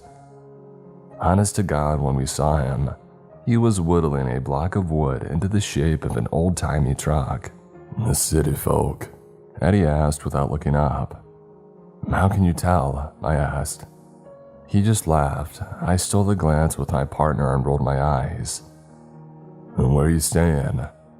"The cabin up near Chimney Valley," I said. "A nice spot. You up to fish, hunt, or camp?" "Relax," I said. "A good place to do that." "Well, aren't you two a good-looking pair?" Eddie said, finally looking up. We both blushed a bit. "Thank you," Charlie said with a smirk. "I think so too." "You ever been up this way before?" Eddie asked, finally putting down his whittling and ringing up our supplies. "Nope," I said. "First time." "Beautiful country," he said. "It really is amazing," Charlie said. "We're above the Whippoorwill Trail. I can't wait to walk through that field, so many pretty wildflowers." "Yeah, I saw some pictures on Instagram of the fireflies in the field at night," I added. "I think we should walk down there later and see it firsthand." Eddie chuckled to himself and shook his head. "Not as good as advertised?" "Oh no, it's pretty enough," he said. "But if I were you, I wouldn't go wandering in the valley at night. Not at all." "What, wild animals?" Charlie offered. Things like that, but not that," came the reply. "What does that mean?" I asked. "You have any idea how old those woods are? That mountain range? It's older than Jesus himself," Eddie said, adding another whistle. "Older than the good Lord and deeper and darker than the pits below itself. Lots of things out there that we don't know about." I looked at Charlie and my eyes screamed.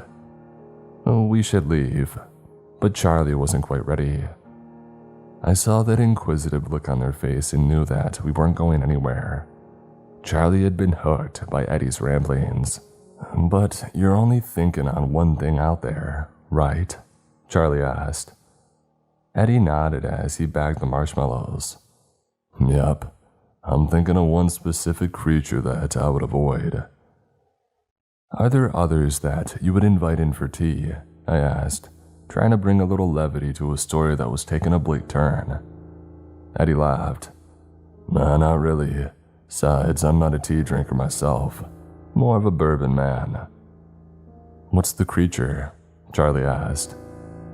"Well, they come as fireflies," Eddie said as he put the chocolate bars in the bag. "But they don't stay that way. That's how they get around, how they blend in. Once they change, though, hoo boy." I wanted to say that I don't remember seeing any monsters on the Insta feed, but thought the remark would arrive at DOA. Plus, I wasn't sure that I wanted to learn more about these creatures or stories about these creatures. I know how my brain works. Later tonight, when Charlie inevitably falls asleep before me, I'll be stressing out about firefly monsters. "What is it?" Charlie asked again. Eddie looked up. His lower lip was bumped out from dip. His teeth bore the telltale staining of a habitual user. He looked at Charlie dead in the eyes and said, "The Maymen." "What the heck are the Maymen?" "Well, I don't know exactly, but I do know to stay away from them." "What do you know?" "Are they people?" I asked, dreading the answer. "Well, in a way yes, and in a way no," he said. "I hear they look like a person but taller, and their eyes glow green, and that's how they blend in with the fireflies. But that ain't the worst part." We waited with bated breath, but Eddie just handed over our bags and said, "That'll be $22.35. I reached for my wallet, but Charlie knocked my arm down. "Eddie, what's the worst part?" "Oh," he said, "they got long blades for arms, and once they spot you..." He trailed off. "And do they follow?" "Oh yes," Eddie said, spitting into a little styrofoam cup. "Need to get near a fire to keep them at bay, or so I'm told. Again, I ain't ever seen one for myself." "Well, I wouldn't want to either," I said, handing over some cash to Eddie. "If you got a fireplace in your cabin," he said, handing me my change, "I'd keep a fire burning just in case. They can't use doors, but they can come down chimneys." Maybe I'll take another cord of wood then," I said, handing over a 5. You have a good one now, okay? Enjoy Mother Nature. She's a beautiful woman." We hustled out of the store and let Eddie return to his whittling. We stayed quiet for the first 10 minutes in Deep Blue, but I knew that it wouldn't last. Charlie was busting at the seams. "The heck was that back there?" Charlie finally blurted out. "Oh man, I have no clue." "The Maymen. They come as fireflies," I said, doing my best to mimic Eddie's voice. The review of my attempt was sudden. Charlie blanched and gave me a thumbs down. "Yeah, that was rough." "Hey, it's a work in progress," I countered. "You think there is anything?" "No," I said before Charlie finished speaking. "There are some backwoods stories designed by bored people to scare off tourists." "Did it work?" Charlie said, needling me. "No," I lied. "I don't think Eddie is a reliable narrator." Charlie laughed. Probably not. Hey, did you grab some booze back there?" "Yup." "Why?" It was Charlie's turn to mimic Eddie's voice. "Well, I ain't much of a tea drinker myself. I'm a bourbon man." I glanced over at Charlie and nodded. Yeah, the impression was spot on. Of course it was, it always is. Charlie laughed and I did too. It was nice. When we got back to the cabin with some daylight still left, I wanted to get an early jump on dinner, but Charlie wanted to hit the trail before it got too dark. "You don't want to walk in the river." "I do, but, dinner. It'll be here when we get back." "Should I start a fire?" "Prep a fire," Charlie countered. "And let's hope the Maymen leave your perfectly balanced wood alone." "Oh, so funny," I said and went about setting up the fire in the fireplace. It was a smart idea to get this prepped. The walk through the valley to the river was longer than Charlie had thought, and we would both be starving by the time that we got back. Every little time saver helped avoid hunger taking hold. There was a wooden staircase from the cabin's property that led down about 50 stairs to Chimney Valley. The landing at the bottom was split into 3 different trails. The most popular and longest was the Whippoorwill Trail. It was a raised boardwalk that zigzagged through the tall grass and flowers of the valley and deposited you to the banks of the Tennessee River. The walk was stunning. As you descend the stairs, you can smell the valley below you. The rush of the river is audible from so far out, and that noise mixes so well with the calls of birds and buzzing of bees. The valley was blooming and countless wildflowers of different colors were all around us. You were surrounded by life, and it was mesmerizing. We got down to the river and dipped our toes in. The water was freezing, so we decided to try to tackle the swim tomorrow. We sat at the water's edge and just talked and connected with one another. It was what I needed. It was what I craved. It was also time-consuming, though. Before we realized it, the sun had started to set. We really didn't want to hike up those stairs in the dark, so we started back towards the cabin. Despite our best efforts, I assumed that the night would catch up with us. When the sun sets behind the woods, it gets dark almost instantly. I couldn't help but think of Eddie telling us that these woods were deeper and darker than the pits below itself. By the time that we were halfway home, it was clear we would be doing most of this hike in the dark. It was okay though, because the valley was just as beautiful in the evening. A wind picked up and the tall grass around us rolled like ocean waves in the breeze. There were more stars overhead than I had ever seen before. You could still hear the rush of the river, constant and calming. Charlie and I held hands and slowly walked along the boardwalk. "This feels like a dream," Charlie said. "I can't tell you how much I needed this." "We needed this," Charlie corrected. "Yeah, we needed this," I echoed. We slowed our pace and just enjoyed being with each other. Charlie rested his head on my shoulder and we strolled along the boardwalk. I couldn't see the stairs, but I knew that we were getting close. The thought of climbing old, rickety wooden stairs in the pitch black was not appealing. "Look," Charlie yelled, pointing out into the grass. "My God, there are so many of them." I turned and saw the glowing lights of fireflies all around us. Green and yellow lights winked in the darkness. There had to have been thousands. It instantly transported me to my childhood. I spent summers on my grandparents' farm out in the country, and at night, I would stare out at the pastures as the fireflies arrived. I put my arm around Charlie and I gave a squeeze. "This is incredible," I said softly.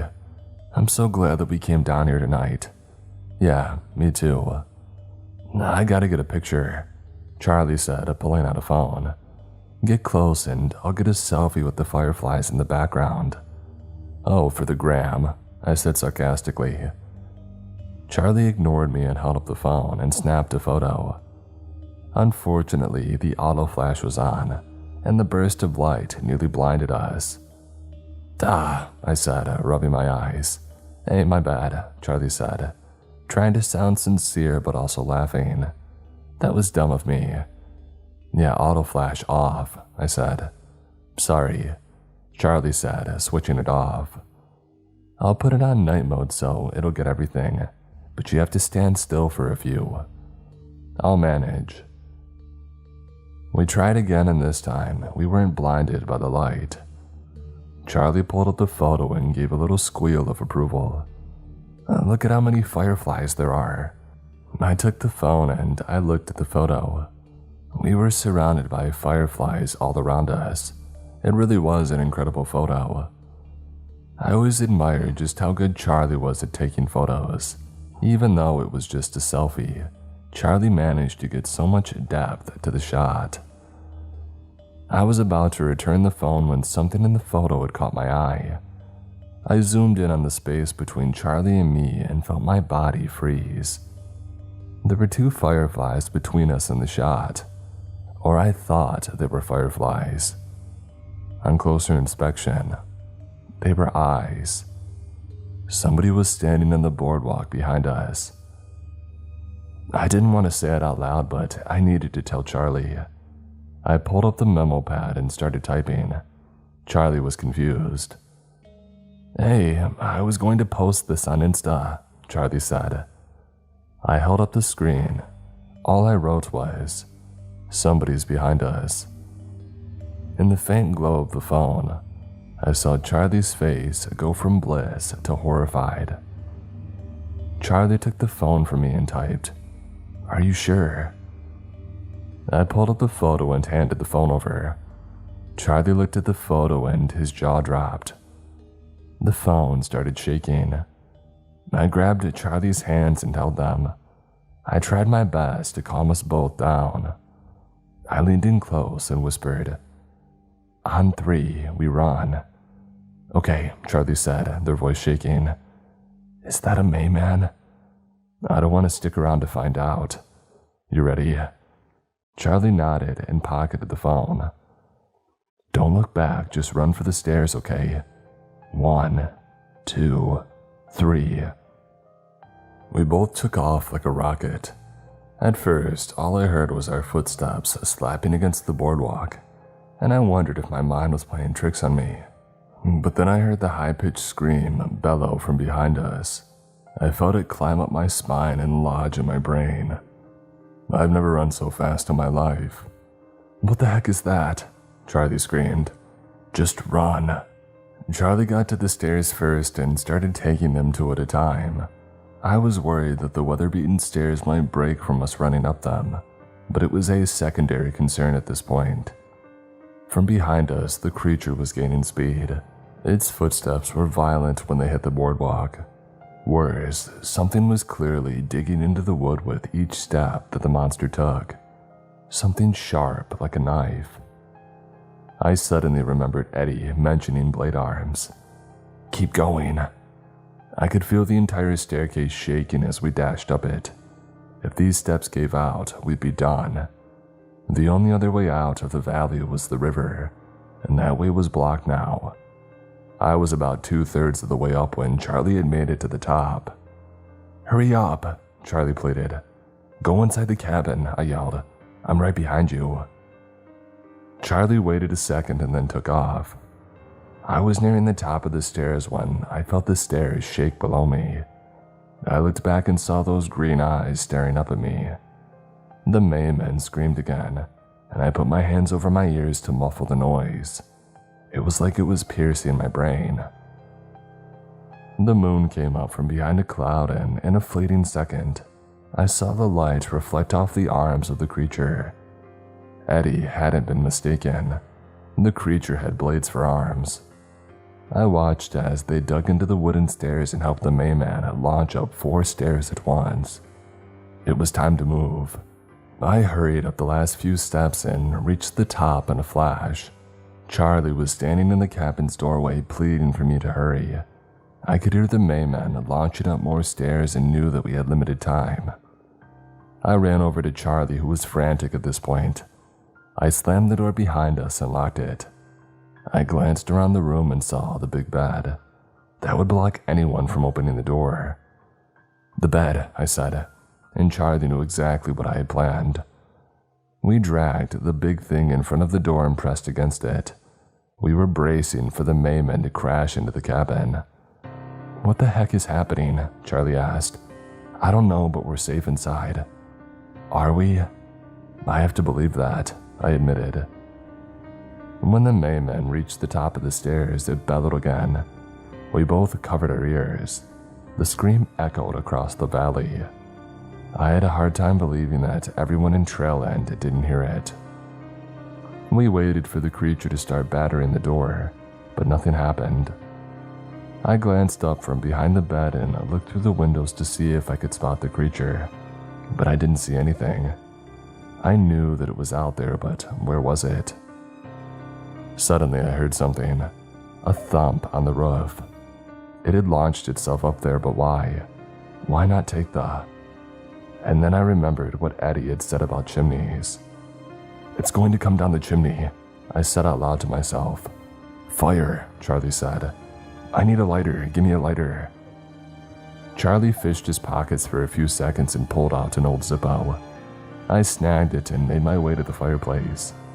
Above me, I heard the Mayman struggle to find its footing on the slanted roof, but it was clear where they were heading. When I got to the fireplace, I remembered that I had set up a fire already. I started laughing at my dumb luck. My hands trembled as I tried to flick the wheel on the Zippo, trying to get a flame going. Come on, come on. The Mayman reached the top of the chimney and let out another yell. I was so scared that I dropped the Zippo. Come on, I said, scooping it back up and frantically spinning the flint. It would spark, but no flame caught. Come on, light already, you piece of crap. I heard the blade arms dig into the river rock at the top of the chimney.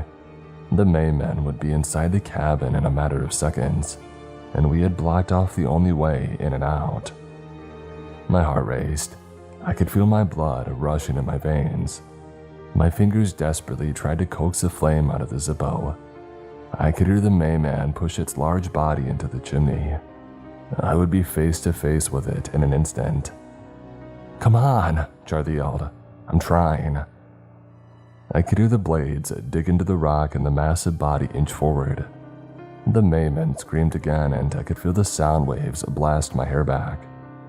A trickle of blood came out of my left ear, but I ignored it. I pressed down hard on the wheel and spun it so hard that it left the gear-like indentation in my thumb. But it worked.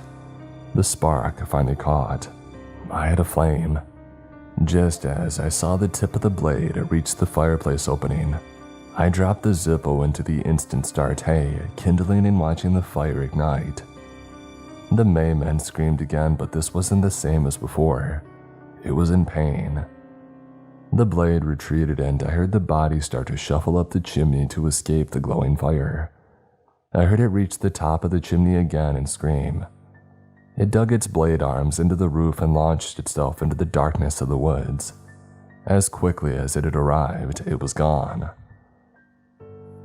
I laid back on the ground and started laughing. I didn't know what else to do. Charlie crawled over to me and we laid in each other's arms. We didn't say a word for the longest time. We just embraced, and I knew then that I loved Charlie. I think this is what they mean by the restorative healing of Mother Nature, I asked. Charlie started cracking up. I joined in. We laid there for a few minutes more, laughing and coming down from the adrenaline spike. This was not the relaxing trip that I had hoped for. Eventually, as expected, Charlie fell asleep first. I stayed up the rest of the night, feeding the fire and ensuring the light never went out. Sometime around dawn, I dozed off for a spell, but the sunlight streaming through the windows woke me up. Charlie woke up and stretched out. "We okay?" "Right as rain," I said with an exhausted sigh. "We're leaving, right?" "Heck yes," I said. We pushed the bed back in place and packed our bags up. I lit one of the last logs like a torch and I opened the door. I didn't think the Mayman was there, but I didn't want to be caught off guard either. I felt dumb holding it, but I didn't care.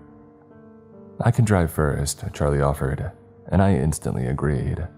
I needed to get some real sleep. I could feel the weariness in my bones that I'd be out in 5 seconds into the drive. Charlie loaded up the last of the bags and slammed Deep Blue's hatchback door closed. "Think this girl will make it home?" "I never doubt Deep Blue." "You're the only one," Charlie said with a wink as we entered the car. I walked over to the outdoor fire pit to put down my torch when I heard something shuffling at the edge of the woods. I gripped the log tight in my hands. I assumed that these creatures only moved around at night, but I had no idea if that was true. "Start the car," I yelled over my shoulder. I could hear Charlie turning the key in the engine struggling to catch. Another turn and the engine sputtered, but it did not start. A third time with the same result. Charlie leaned out the window. Could anything else go wrong? And that's when we heard the Mayman scream. It burst out from the woods in front of me. It arsed in the sky, heading right towards me. Time slowed down as the monster descended on me. I heard Charlie yell. I heard the car struggle to start again. I saw the sun reflect off the blade arms that were a mere feet away from my body, and I saw my reflection in those firefly eyes. I also remembered that I was holding a torch. As soon as the Mayman was a foot from me, I slammed the torch into its face. The creature screamed and went up like it was soaked in gasoline. It crashed into me, but I kicked it off and scrambled to my feet. I dashed to the car and slid inside. "Go, go, go." Charlie cranked the key. Nothing. Cranked again. Nothing. Cranked a third time. Nothing. "I hate you, Deep Blue." I looked in the rearview and saw the Mayman, fully engulfed in flames, steady themselves and try to stand back up. I patted Deep Blue on the dash and whispered, "Come on, girl, for me." Charlie cranked the key again and the engine caught. It roared to life. In a second, Charlie shifted into drive and floored the pedal, and we fishtailed on the dirt road, but the tires caught and we flew down the mountain. "You're getting a new car," Charlie said. "Deep Blue's had a good run, but come on." "Yeah, I know," I answered. "I know." We didn't stop driving for 3 hours. We both flipped off the welcome to trail end sign as we drove past. It was safe to say that we would never be coming back. Against the odds, things improved after the trip. I think when you face death, it helps you put things into perspective. Charlie and I had a long talk and decided that we wanted to stay together, and we're still going strong. Work got better too once I learned to leave the BS at the office. I'm still struggling to find my dream job, but this is America. We're all struggling. Last night, after Charlie fell asleep during the movie that we were watching on Netflix, I went out to our balcony and I watched the city below. The noise of the city isn't as comforting as the wind through the pine needles, but it has its charms. I took a sip of my beer and let the noise enrapture me. And then I heard it. A scream. The Mayman scream. I snapped back up and scanned the area, but I didn't see anything. No fireflies, no blade arms, nothing. Maybe I was hearing things, I must have been. I saw it burn. I probably had PTSD from the encounter. Regardless, I went back inside and turned on our propane fireplace. If it came back, I would finish the job. I burned you once, I thought. I'll do it again.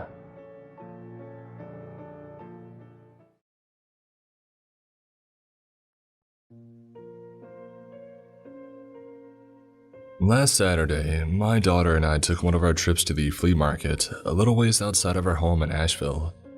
She is 15, so she ran out to the card and gaming shop at one end, leaving me to take my time browsing the stalls. I ended up taking home a box of restaurant-grade cooking stuff for a good price, and those stainless steel heavy whisks can't be beat. When we got home, I took everything out to clean it and found a little spiral notebook at the bottom of the box. I've written down what I read in there for y'all to hear. I woke up for work about an hour before my shift at dusk. I made my way around my part of the duplex as I dressed myself in my crappy work clothes. I listened to Audrey snore, still sound asleep from her shift the night before. It felt like it had been weeks since I had actually seen Audrey. She was always snoring by the time that I got home and always gone by the time that I woke up. I didn't pass her on my way to or from the restaurant anymore either.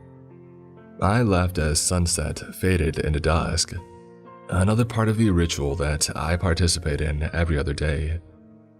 I haven't ever had a specific starting time for my shifts. I've always arrived at dusk and left at dawn, and it's always worked. The evenings in the mountains get cold quickly even during late spring. It's a different climate from the rest of the South. So I was still wearing a hoodie on most of my walks to work. I must have left a little later than that night, for the sky was already stained purple in the direction of the sinking sun, and a smattering of stars were visible behind me. The wooden steps of the duplex were dark and slick with rainwater, so I descended them carefully on my way down to the clearing. The two-story cabin-style duplex that I share with my coworkers sits on the edge of the tree line with its back to untamed wilderness and its front to a meadow that is currently washed with ankle-high yellow flowers the size of my thumbnail. It's beautiful, but I've noticed that walking through the flowers tires me out and it makes it hard to breathe. I've stopped smoking on the way to work and it's helped out a little. I left too late that night, and I think that was the first rule, although unwritten, that I broke. The flowers weren't bothering me much, but the fog that had settled after the day's rain was. It was making it hard for me to see, and if the restaurant wasn't a straight shot from our quarters, I may have been in trouble. I blamed the feelings of unease that started as soon as my feet left the bottom step on the fog, and I made my way to work. I knew that it wasn't the fog that had me feeling watched. This had happened to me a few times before, but only when I had first started, and it was trying to scare me. Don't turn around, no matter what. I had been advised. The feeling of multiple sets of eyes boring into my back of my head put my hair on end, but it wasn't something that I was unused to. It was a rule that the little two-part door that separated my kitchen from the front of house had to remain open. So I was more than accustomed to having the back of my head watched as I went about preparing orders. If our customers weren't talking to the other staff member or one another, they were watching me. It was the smell that put the pep in my step.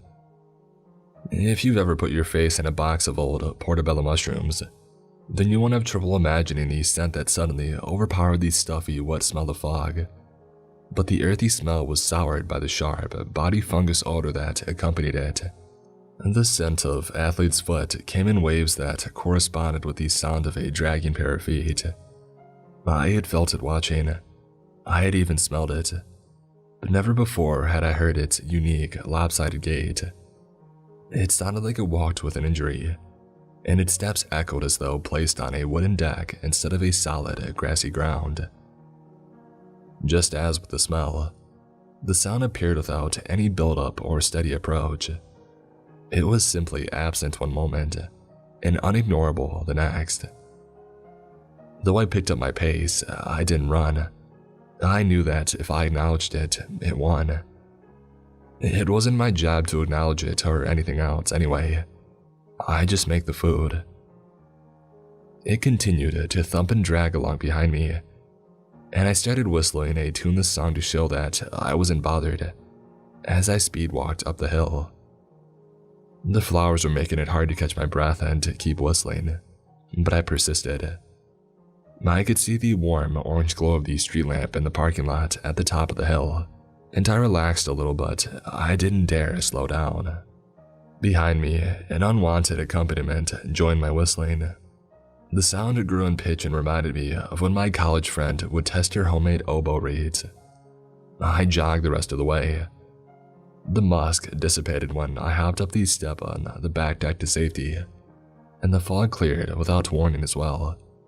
I slipped through the back door and I shut it tight. I leaned against the door and I breathed in deep, trying to slow my pounding heart and return to normal. "You okay, little one?" I was relieved that Adrian had, for once, arrived before me. He was seated at the bar, counting out his drawer, as I tried to smile and offer reassurance that I was indeed okay. Since he had been there longer than any of us, Adrian probably had a good idea of what happened and didn't question me, instead returning to his count as I straightened up and headed into the kitchen to start my night.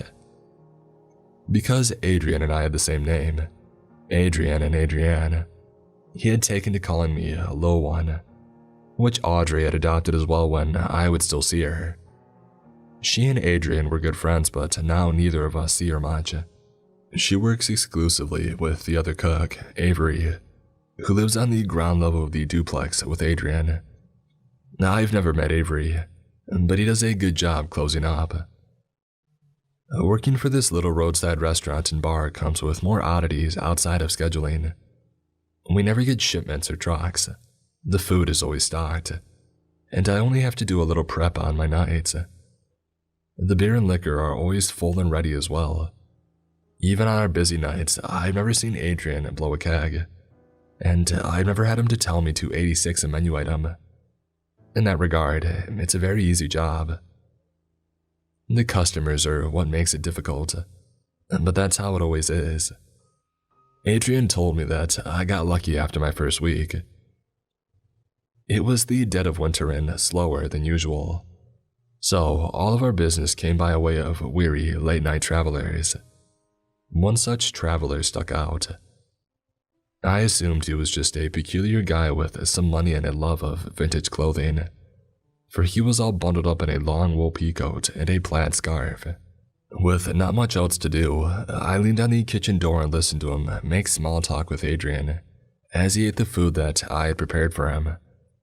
After he paid his tab, he stood and pulled on a pair of leather driving gloves. "You know," he said, "I drive this route every winter on the way to my parents' house in Landrum. You know where Landrum is?" I watched Adrian nod and open his mouth to offer a personal anecdote, but the man cut him off before he could. "And I've never seen this place before. You're a fine barkeep." Adrian thanked him, and not long after I heard the front door open and fall shut, marking the departure of the night's only patron. Adrian met me at the door, then telling me that I'd had it easy for my first week. I offered little more than a sarcastic, "Oh, really?" in response. Being so new to the workplace, I was still shy and hesitant in conversation with my new coworkers. This would change a few days later, when I witnessed my first seasonal regular. Wet, heavy snow fell over those next few days and business slowed to a halt. After warming up from my icy trudge to work, I spent my shifts doing not much else besides listening to Adrian talk about his life outside of work. He went on about girls that he knew back home, how he couldn't wait to see his daughter and take her to Lake Lure, and so on, which was a pleasantly normal reprieve from this off-kilter place. It was an unusually hostile night, where the snow fell hard and fast and the wind's mournful song was almost louder than the speaker in the kitchen, when the unexpected sound of the front door took Adrian's attention from whatever story he had been telling me. I listened to him greet his customers, ever casual, and didn't bother to stand up from where I was kneeling to scrub the wall under a prep table. I then realized that I could smell campfire smoke. The smell grew to overwhelm the rest of the kitchen smells, ultimately becoming so strong that it reminded me of standing right in the middle of a plume of bonfire smoke. I got up to investigate. At first glance, the dining room and bar were empty save for Adrian, who was occupying himself by wiping the bar down. The lights were dimmer than usual, but nothing seemed out of place. My eyes were drawn to the corner of the room closest to the front door, though the space appeared to be empty. When my eyes adjusted, I discovered that in the corner, hardly distinguishable from the wooden walls, a figure stood, unmoving. The bipedal figure was made entirely out of loosely bundled sticks. It had a stiff, handmade look to it, a stick doll the size of an adult man and standing on its own. Its head consisted of long, flexible switches that formed a loop like the eye of a needle. The first one I noticed was accompanied by two others. One stickman stood in the corner by the back door, and the other startled me when I noticed it in the corner to the left of the kitchen door.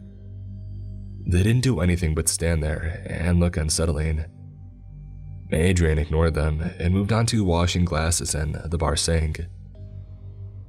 I stared at the one by the front door for a while, my mind reeling as I tried to figure the thing out. I felt that I should ignore them too, but something about their presence was mesmerizing. They weren't doing anything, but my eyes wanted nothing more than to stare through the hole in their stick heads. A face should have fit in that blank oval, anything to fill the negative space. Eventually, they moved. In unison, the stickmen left their corners walking, if you can call it that, with purpose to the corner recently vacated by their companion to the left. Their movement was stiff and awkward, and exactly what you would expect from something with no knees or hips. The bundled sticks that comprised their rudimentary appendages shuddered as they walked, as though a strong wind was blowing through them, despite the restaurant's stagnant airflow. The sound that accompanied their steady journey was also that of wind through barren branches, much like the sound of the forest behind the duplex at this time of year. Before they settled in place, I took my attention away from them and found another chore to busy myself with for the duration of their stay. Eventually, Adrian reappeared in the kitchen threshold to tell me that they were gone. When I asked him what the heck that was all about, he offered no explanation, other than that they came in during snowstorms and were terrible tippers. I haven't seen them again, but the mobile stickmen were far from the last strange seasonal regular. The winter brought more strangely dressed but seemingly human customers, including a peculiar old man without any hair at all, and a hooked nose with red spider-webbed cracks at its point. He wore nothing save for navy blue long johns and cleared 2 full handles of green label Evan Williams in an hour. There's also a party of 6 creatures with oily feathers, skinny human legs and blank, white barn owl faces that push 2 tables together, make a racket all night. They always leave a mess, but Adrian says that he makes good money when they come in. Since spring started, a group of 3 women in sheer black gowns have started coming in to eat and drink. I'm not sure how they do it, for their faces lack visible mouths and instead resemble a long-nosed theater mask made from thinly stretched pale flesh. Their eyes are almond-shaped and completely green, devoid of sclera or pupils. Every other night, I make food for these creatures and more, some not worth describing and some completely indescribable. The money is good, but it doesn't seem like I'll ever get a chance to spend it on anything. All of my material necessities are accounted for, so I don't have any reason to work other than that I feel I absolutely have to.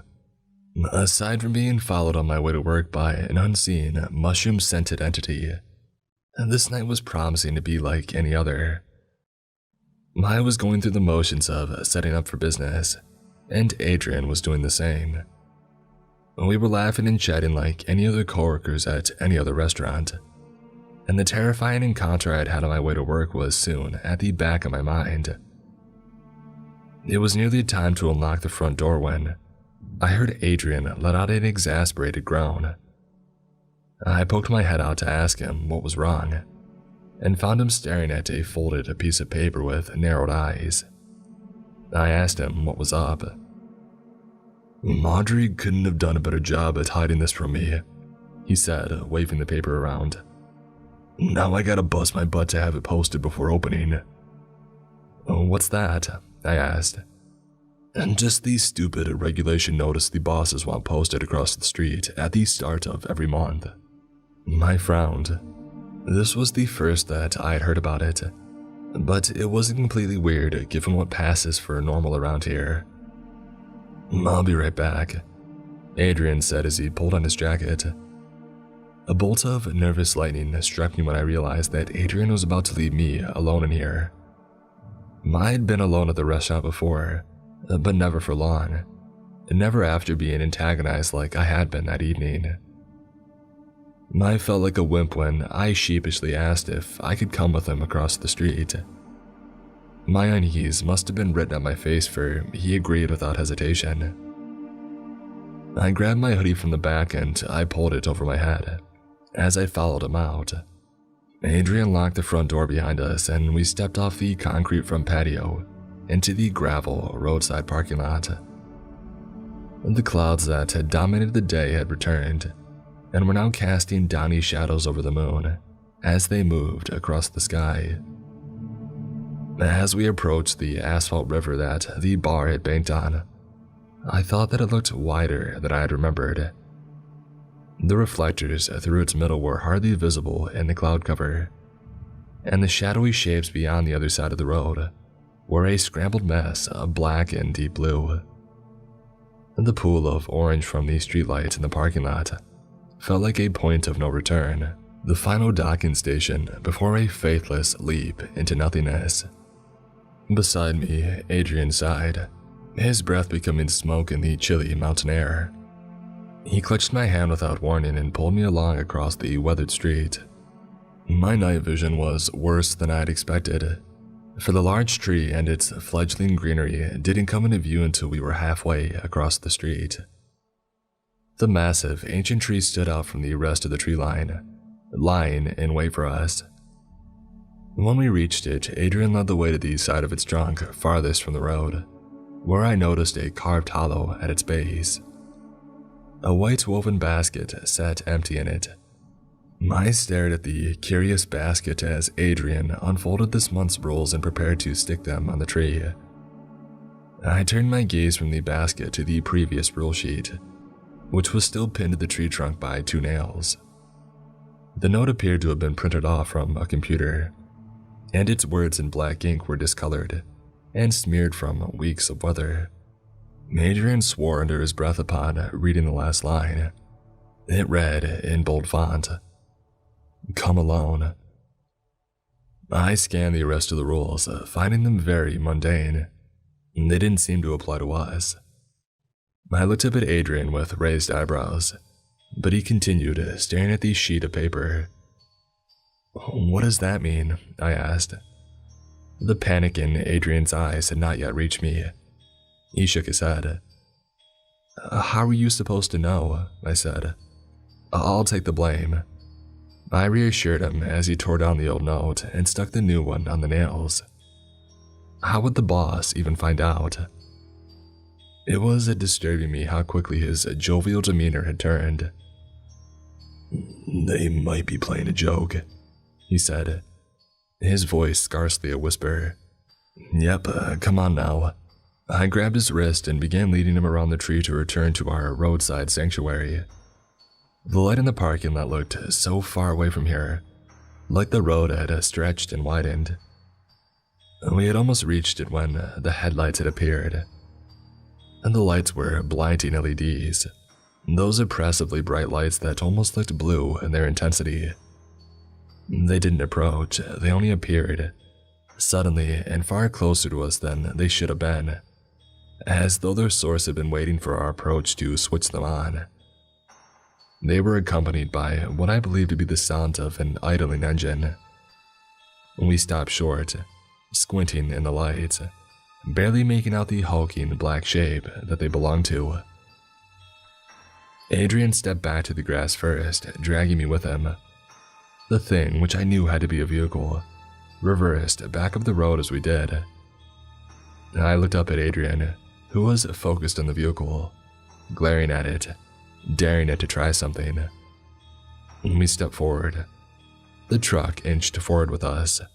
It moved effortlessly in time with our steps, posing as a threat and yet lulling us into the belief that its movement was predictable. Adrian backed us up so that we were in line with the rural tree.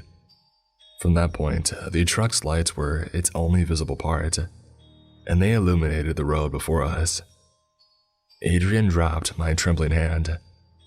I heard him say, "Screw it," before he ran out into the high beams. The thing that ran head-on into Adrian was neither organic nor machine. It seemed to clip into existence right as Adrian reached the middle of the road, jolting forward on four still legs. As its flat, mouthless head and the pale spikes of its antlers made contact with Adrian's body, so small and frail in comparison, the light in its round, blank LED eyeballs flickered.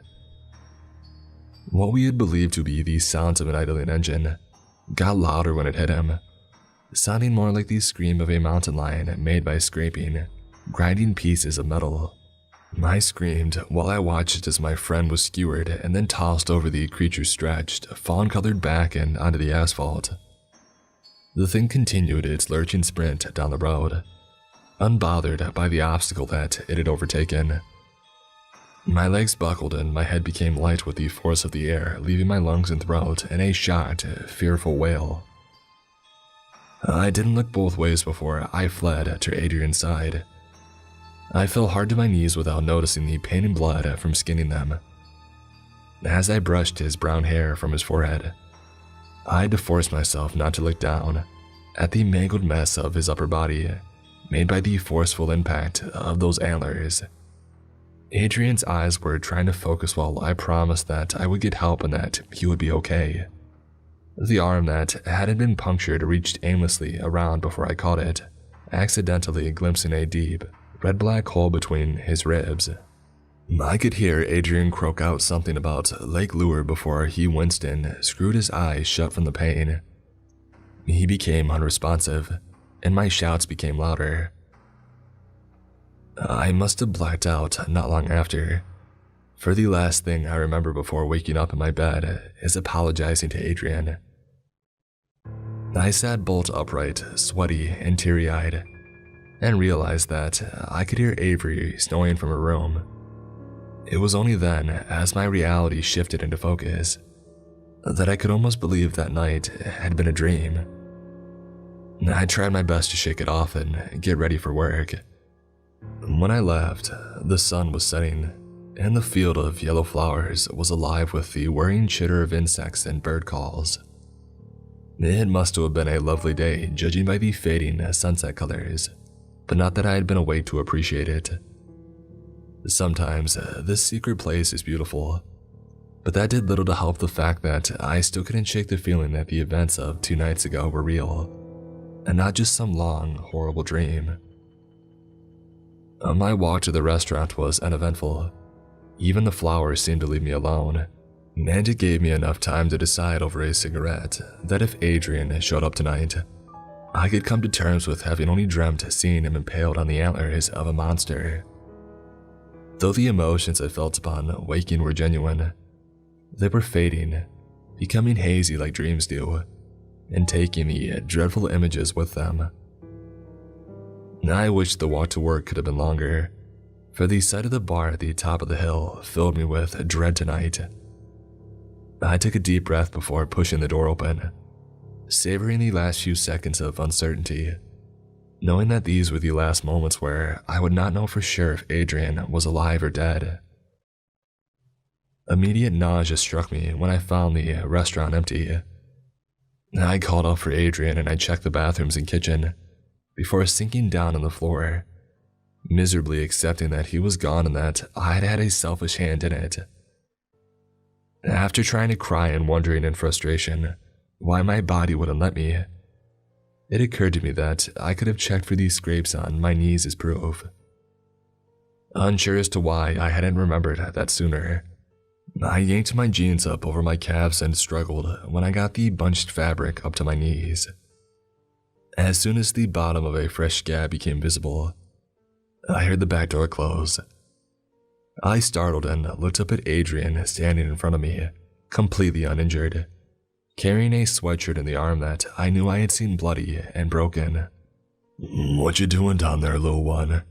he asked, apparently finding it amusing that I was looking frightened on the floor, with my jeans bunched up to my knees. "Adrian!" Relief flooded through me as I pulled myself up from the floor beside the bar. I don't remember all that I said when I started in on him, but it must have included many expletives, questions, and an incoherent recount of what had happened, for he was clearly nonplussed by the time that I contained myself. The response Adrian offered was the last that I had expected.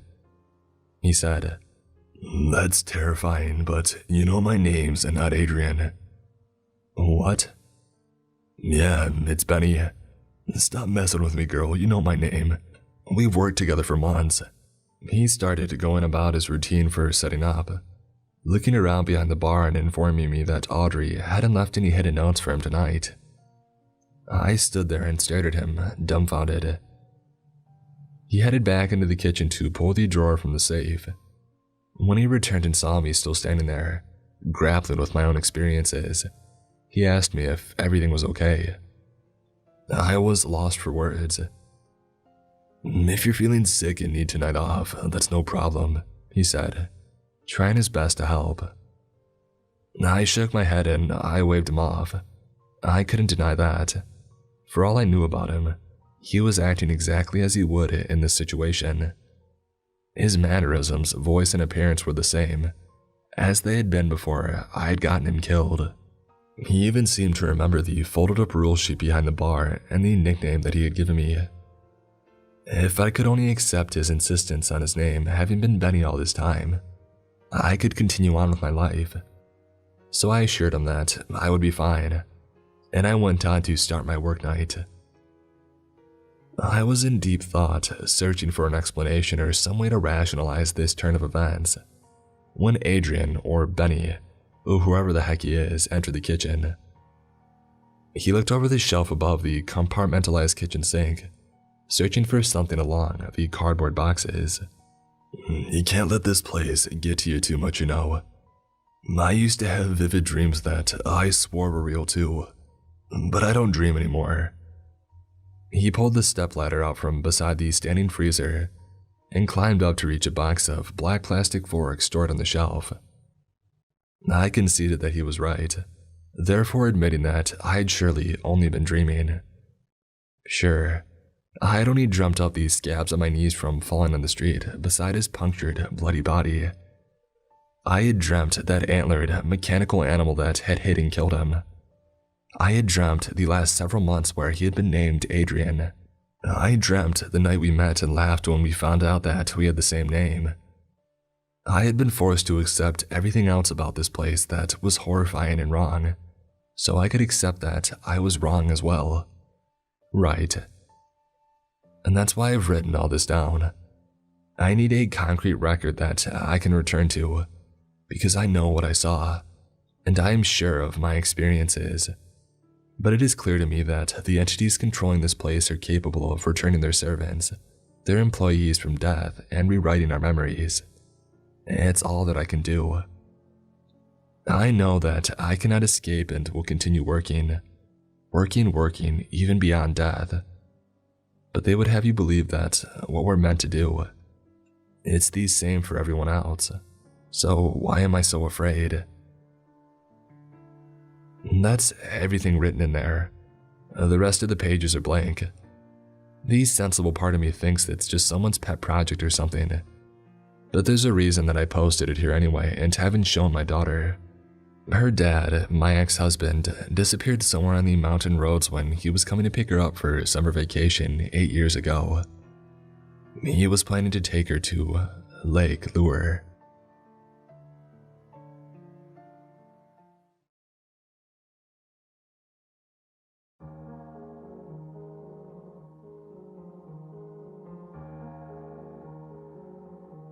Every old-timer in Alum Creek has their own version of what had happened. Hell, even half the young people think they know how it went down. And don't listen to anybody that wasn't there. It's like that game we used to play as youngsters, where you take a piece of yarn tied to 2 cups and pass it around a circle, repeating some message. In telephone, that's what we called it.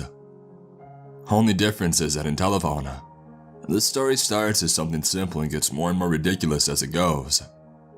But this story, it gets more and more implausible the younger the teller. Almost like it's too much to be believed.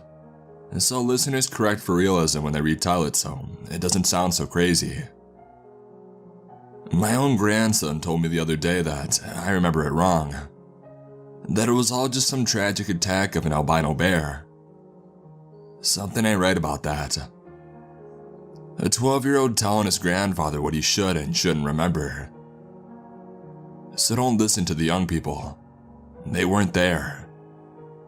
And truth is, most of us old folk weren't there neither. The way we talk, you'd guess every miner in town was caught up in it all. Like how every boomer will tell you he was at Woodstock. It was only maybe 20 of us. Of those, a sight more than half are dead and buried. Except for old Rosie Sang. Bastard had himself cremated. I'll start over. You'll forgive me if I repeat myself. 1956. Like near every other young man, I worked the mines. Hard work, but it was honest. Plus nothing else paid as good. Nothing I was qualified for, at any rate. And I had a wife, a child, and another one on the way to support.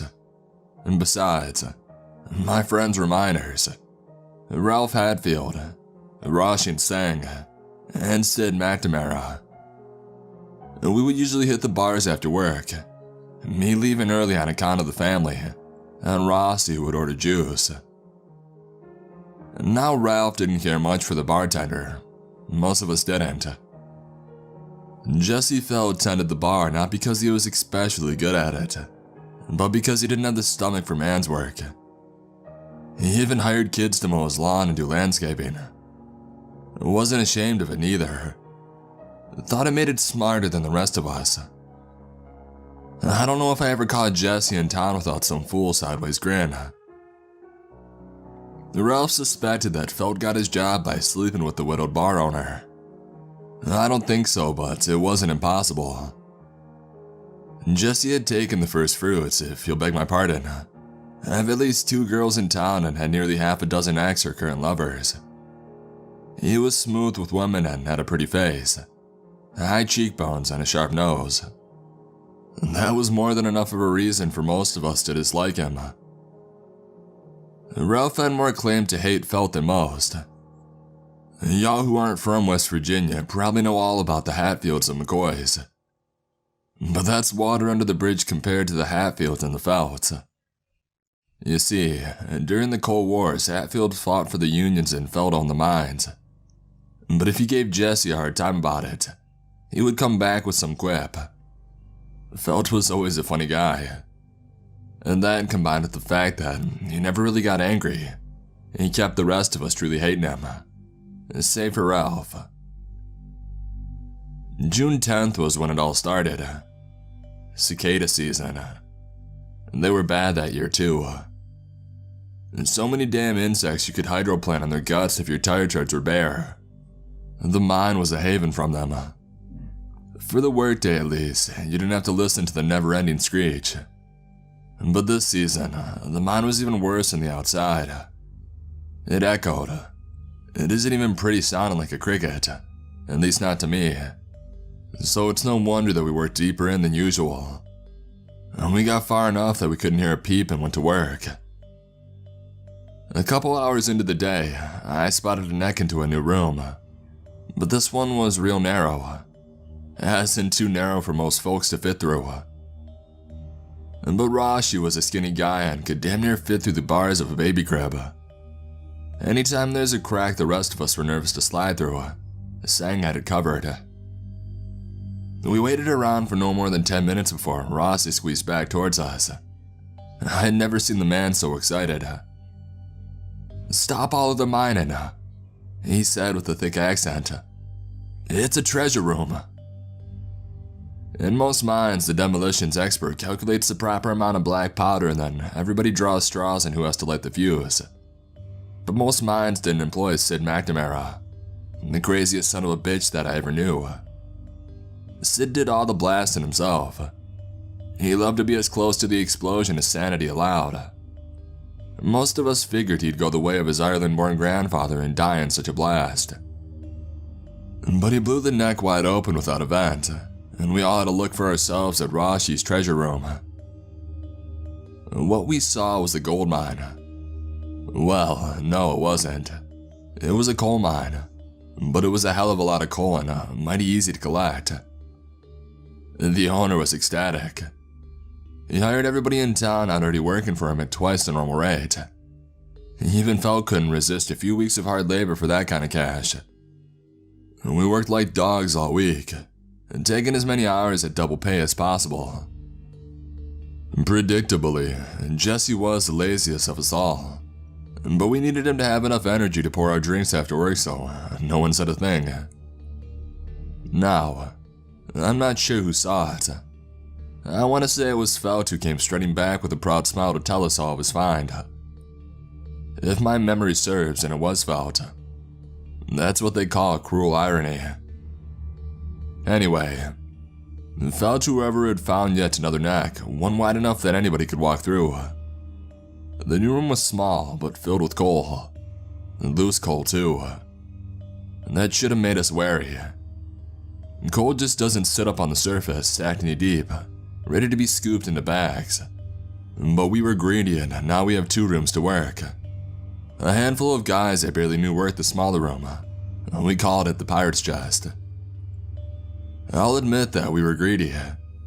We robbed pillars and were too aggressive with the cutting machine. But that room should have not collapsed. I'd been in natural collapses before, and this was not one of them. Some of the miners would tell you that everything was quiet and normal like right up until the cave-in. But no, there was one sound. That sound haunts me even still. Most rational explanation is the men in the pirate's chest shouted before the rocks gave way. But I know what I heard. It was a scream alright, but not a human one. It wasn't a shout of anger or fear. If you ask me how I figure a demon might yawn, I'd tell you that I don't have to guess. I know. That sound. That was us waking something up. Something buried underneath all of that coal. The 3 or so men working the treasure room got sucked into that big pile of black like there was some giant hoover underneath. And then the collapse started. It was the big chamber that went first. The one me and my buddies were working. That hallway Sid had blasted out, filling on itself without so much as a groan to warn us. Most were able to run through the corridor in time and make it out. A couple were buried in the rubble, crushed flat like pancakes. Hooper Collins had his leg pinned under a boulder, which would be the death of him. 19 or 20, I think. The guy had a pretty wife and had no kids by her yet. Death sure knows how to pick 'em. Anyway, when the dust had cleared and I was through coughing, I noticed poor Hooper hollering and screaming. I did my damnedest to pull the rock off his femur. I hadn't finished before Ralph screamed and pointed. A couple of the new recruits had rushed into that small room to avoid the boulders. Stupid bastards. Now the screams that I heard next were definitely human. I didn't watch, but you can't mistake the sound of flesh being yanked apart. So I gave up on Collins and I ran for the rest of the survivors. I tried to forget how he begged me not to run, the words that he used. I failed at that. I ran. Not far, just around the corner. And soon every healthy body was huddled around in the cave-in, desperately trying to dig out. It was futile, but I jumped in anyway. What else could I do? When the screams stopped, the eating began. It must have gone on for half an hour. Tearing, crackling, suckling. We all knew what the entree was, and each of us dug all the faster. Eventually, of course, the panic wore off and we had time to think. What was back there? And more importantly, what would it do when it finished its meal? And we all knew that we hadn't made any progress escaping. West Virginians are just stubborn, I guess. As horrifying as the rending sounds were, the silence was far worse. The dinner was done. Hopefully it was filling. Damn it, everybody stop.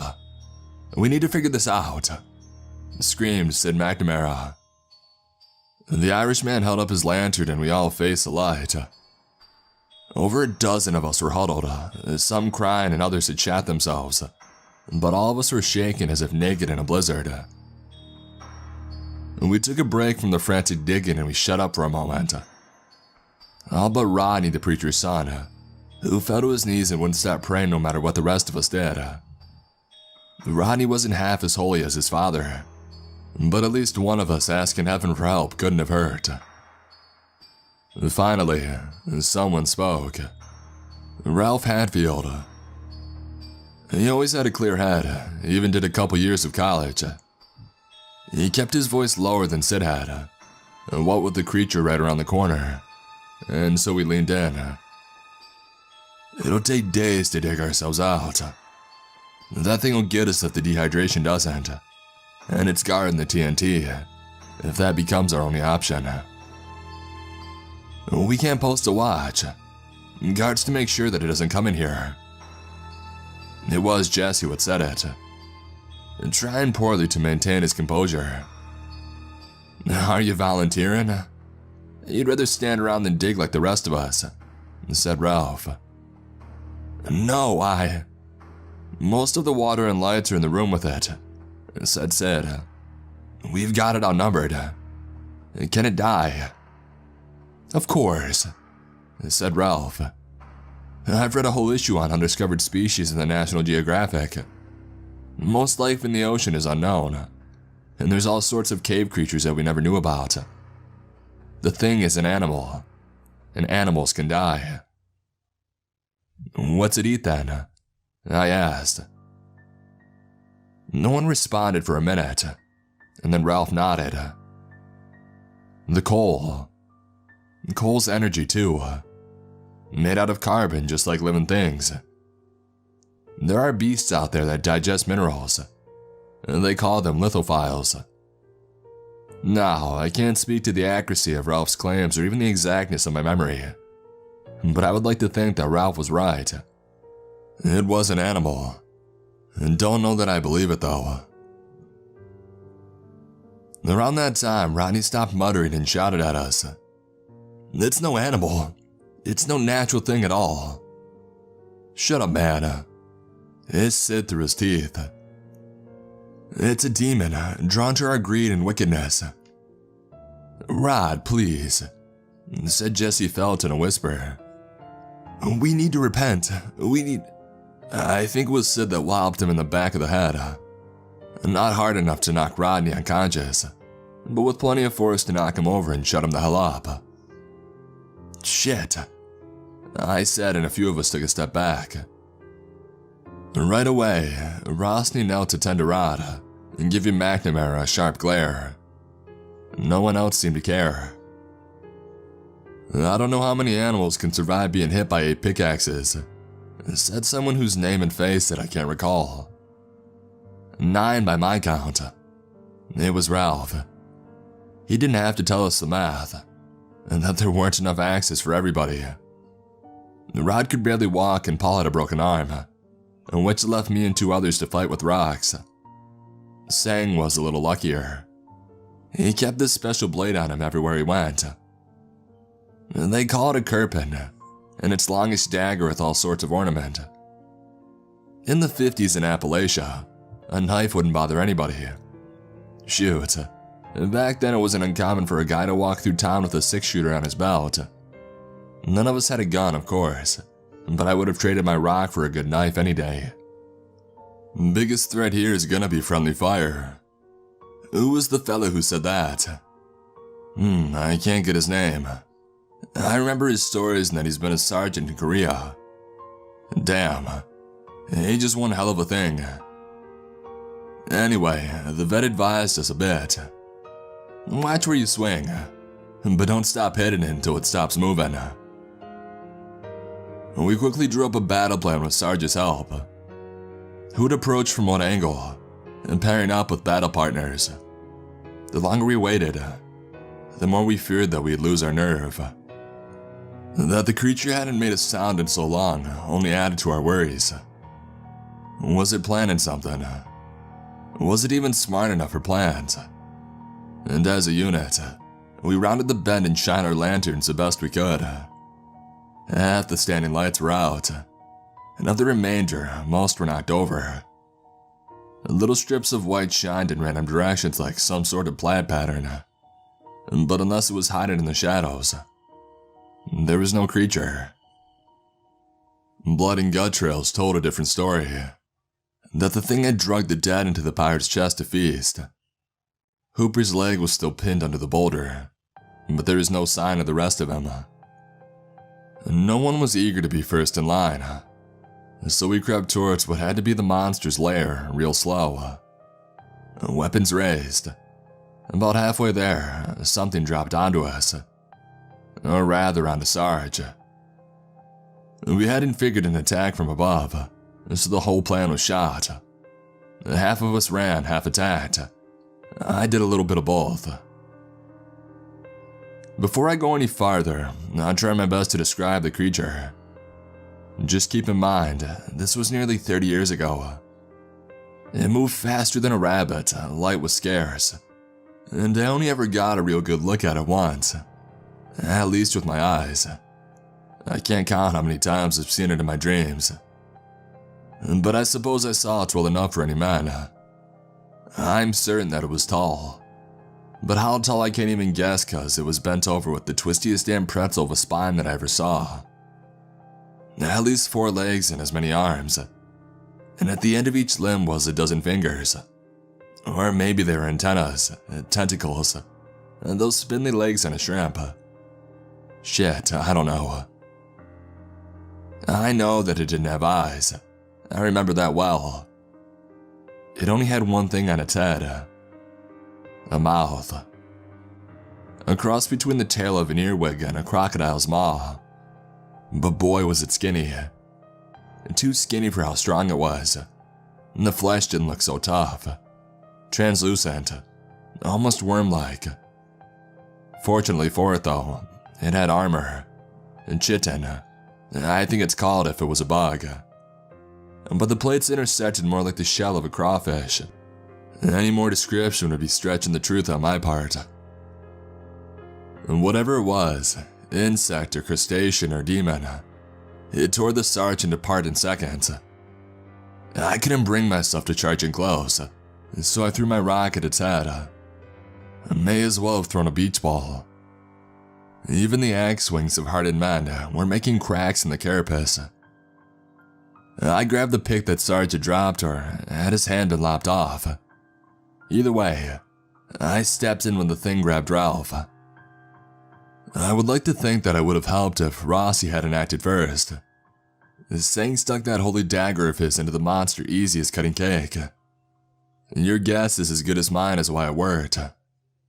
Maybe the dagger was better quality iron than the picks. Maybe something else. But the thing recoiled without making a sound and Ralph was free.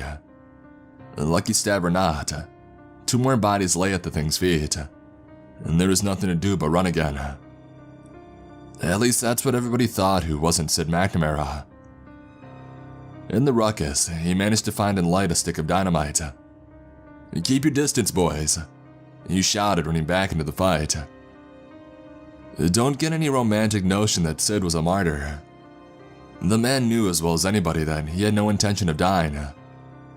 Just like he had no plan to slip on a pile of guts, twist his ankle too bad to stand and lose his grip on the explosive, and fail to catch the monster in the blast. All but 1 or 2 of us cleared the explosion, and not counting Sid, who went out like everybody else had guessed, but in circumstances an oracle couldn't have predicted. At least we were alive.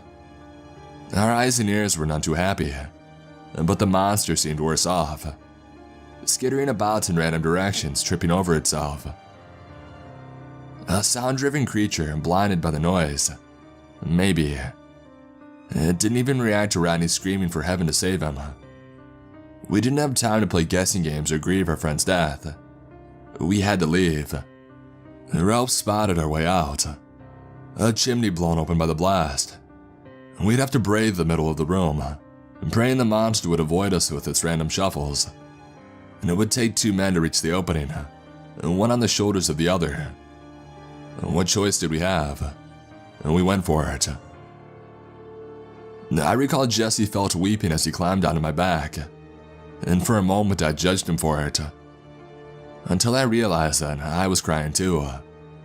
And to his credit, Felt found a ledge once through the opening and did his best to pull the rest of us up. Halfway through, Felt and Sang and a couple of others had reached safety, but the monster grabbed someone. Matthew Stewart, if I believe. No one watched him die, and no one tried to help him.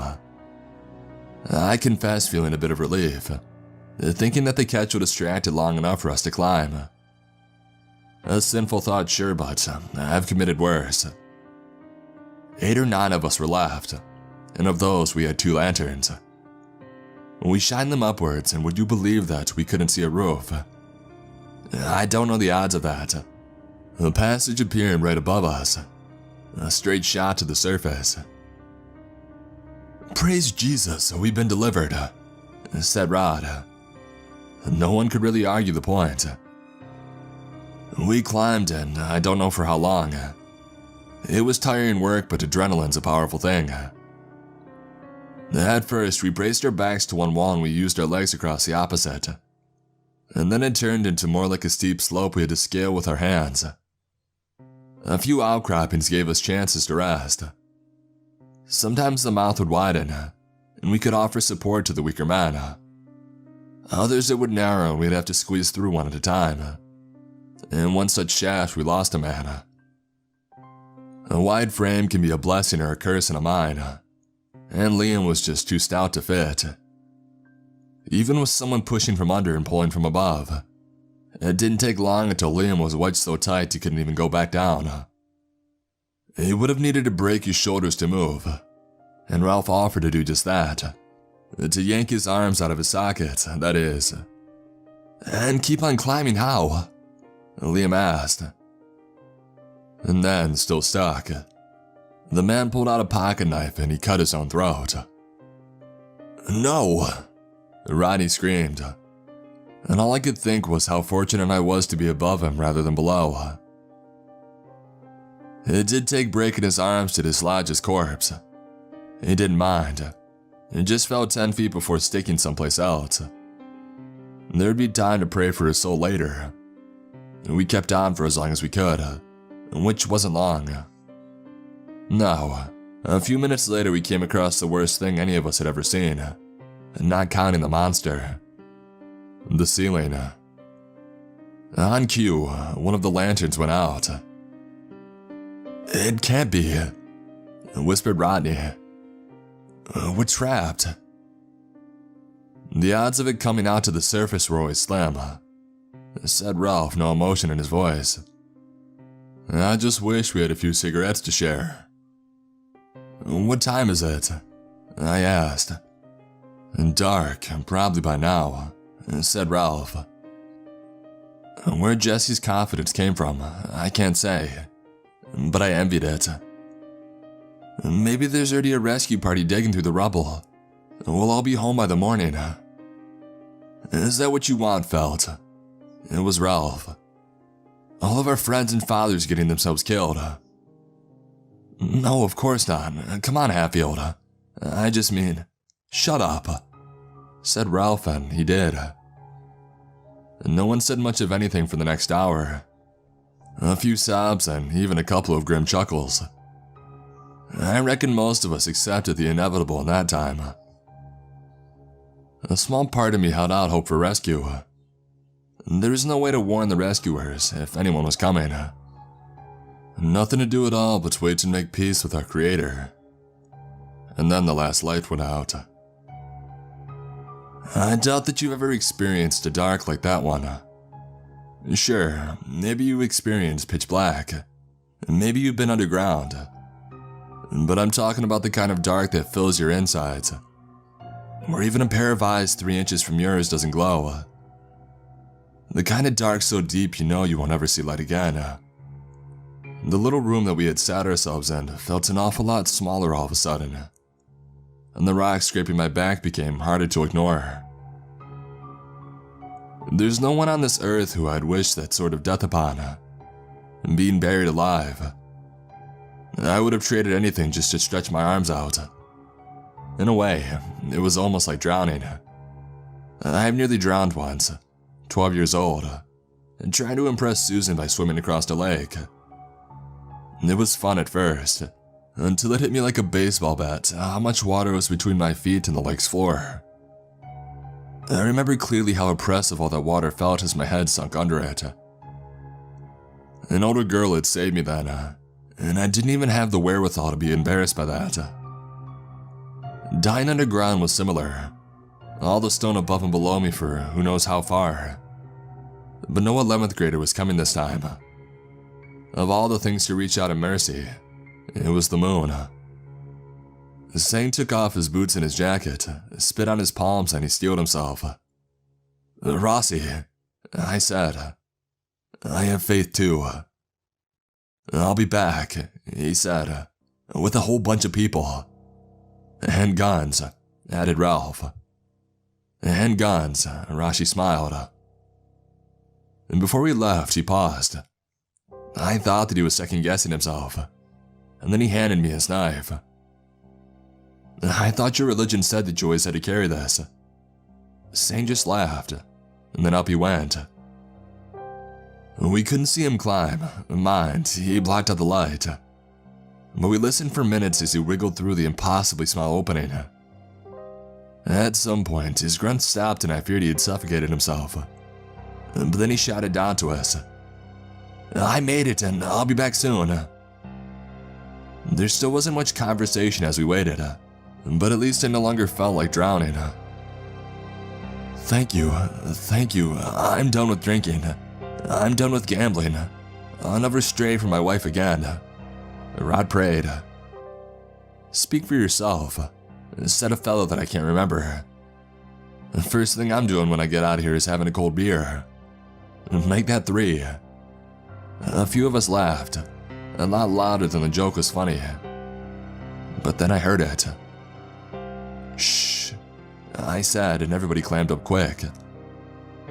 The air wasn't quiet though. We all could hear it. Liam's flesh tearing, and then being swallowed.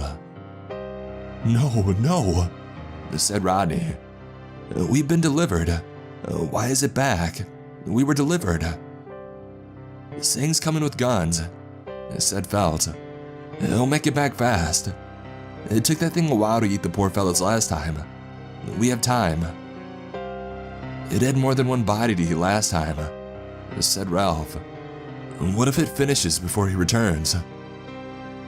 I'm not sure if I thought of it on my own, or if it was what Ralph was trying to imply. But a way to buy us a few very precious minutes crossed my mind.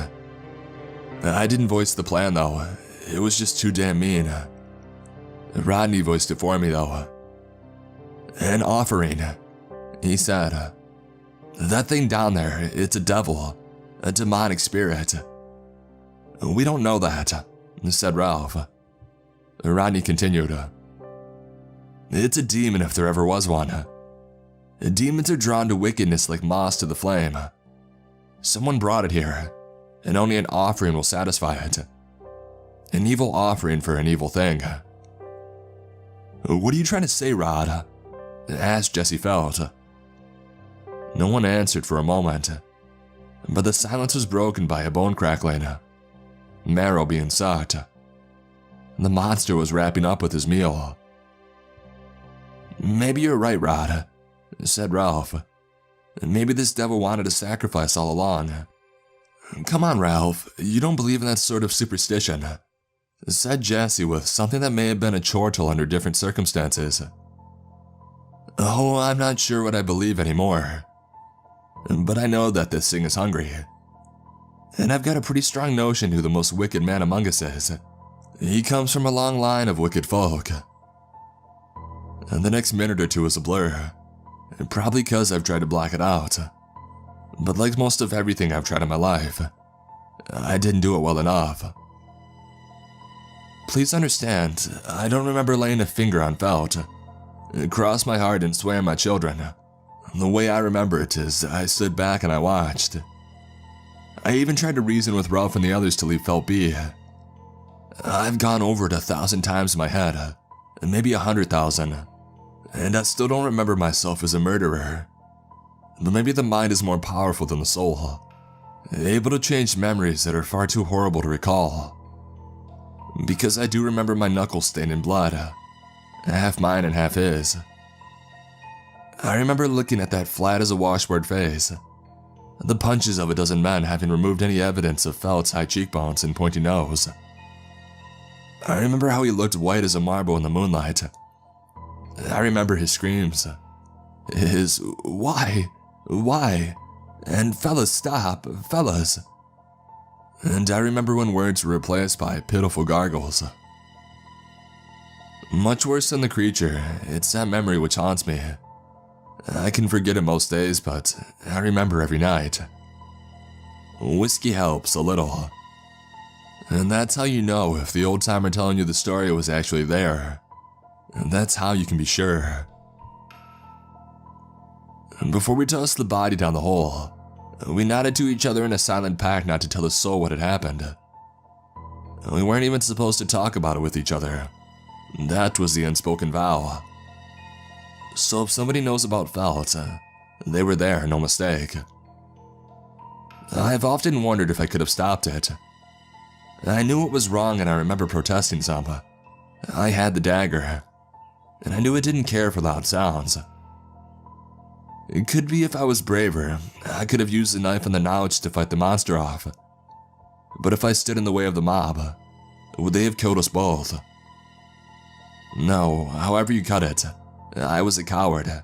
I am a coward. I would have buckled for sure. I just wish Stang hadn't left for help. He wouldn't have let it happen. Rashi was a good man, and made good on his word too, but the guns proved unnecessary. The rescue party never came across the creature, coming straight back to the crag and digging us out. I'm guessing the monster left when it felt so many people milling around above. But it wasn't in the mine when the townsfolk went back to recover what little was left of the corpses. Most of the survivors skipped town, moving with barely a goodbye to the friends and relatives they grew up with. One came back eventually, but the rest I never saw again. It was just as well. With the biggest mine shut down, there was less work, The owner of the mines talked about reopening a time or two and clearing the rubble. Most of the workers threatened to strike if you did. I had switched my trades by then. Spent the next 20 years in lumber, but the mine's still buried. The way I hear it, kids go up there sometimes, to the collapsed mine. See who's brave enough to hike in and touch the big cursed rock pile. The parents say that it's dangerous. The cave-ins and rattlers and such. The grandparents say it's dangerous too, but for different reasons. It's still out there somewhere.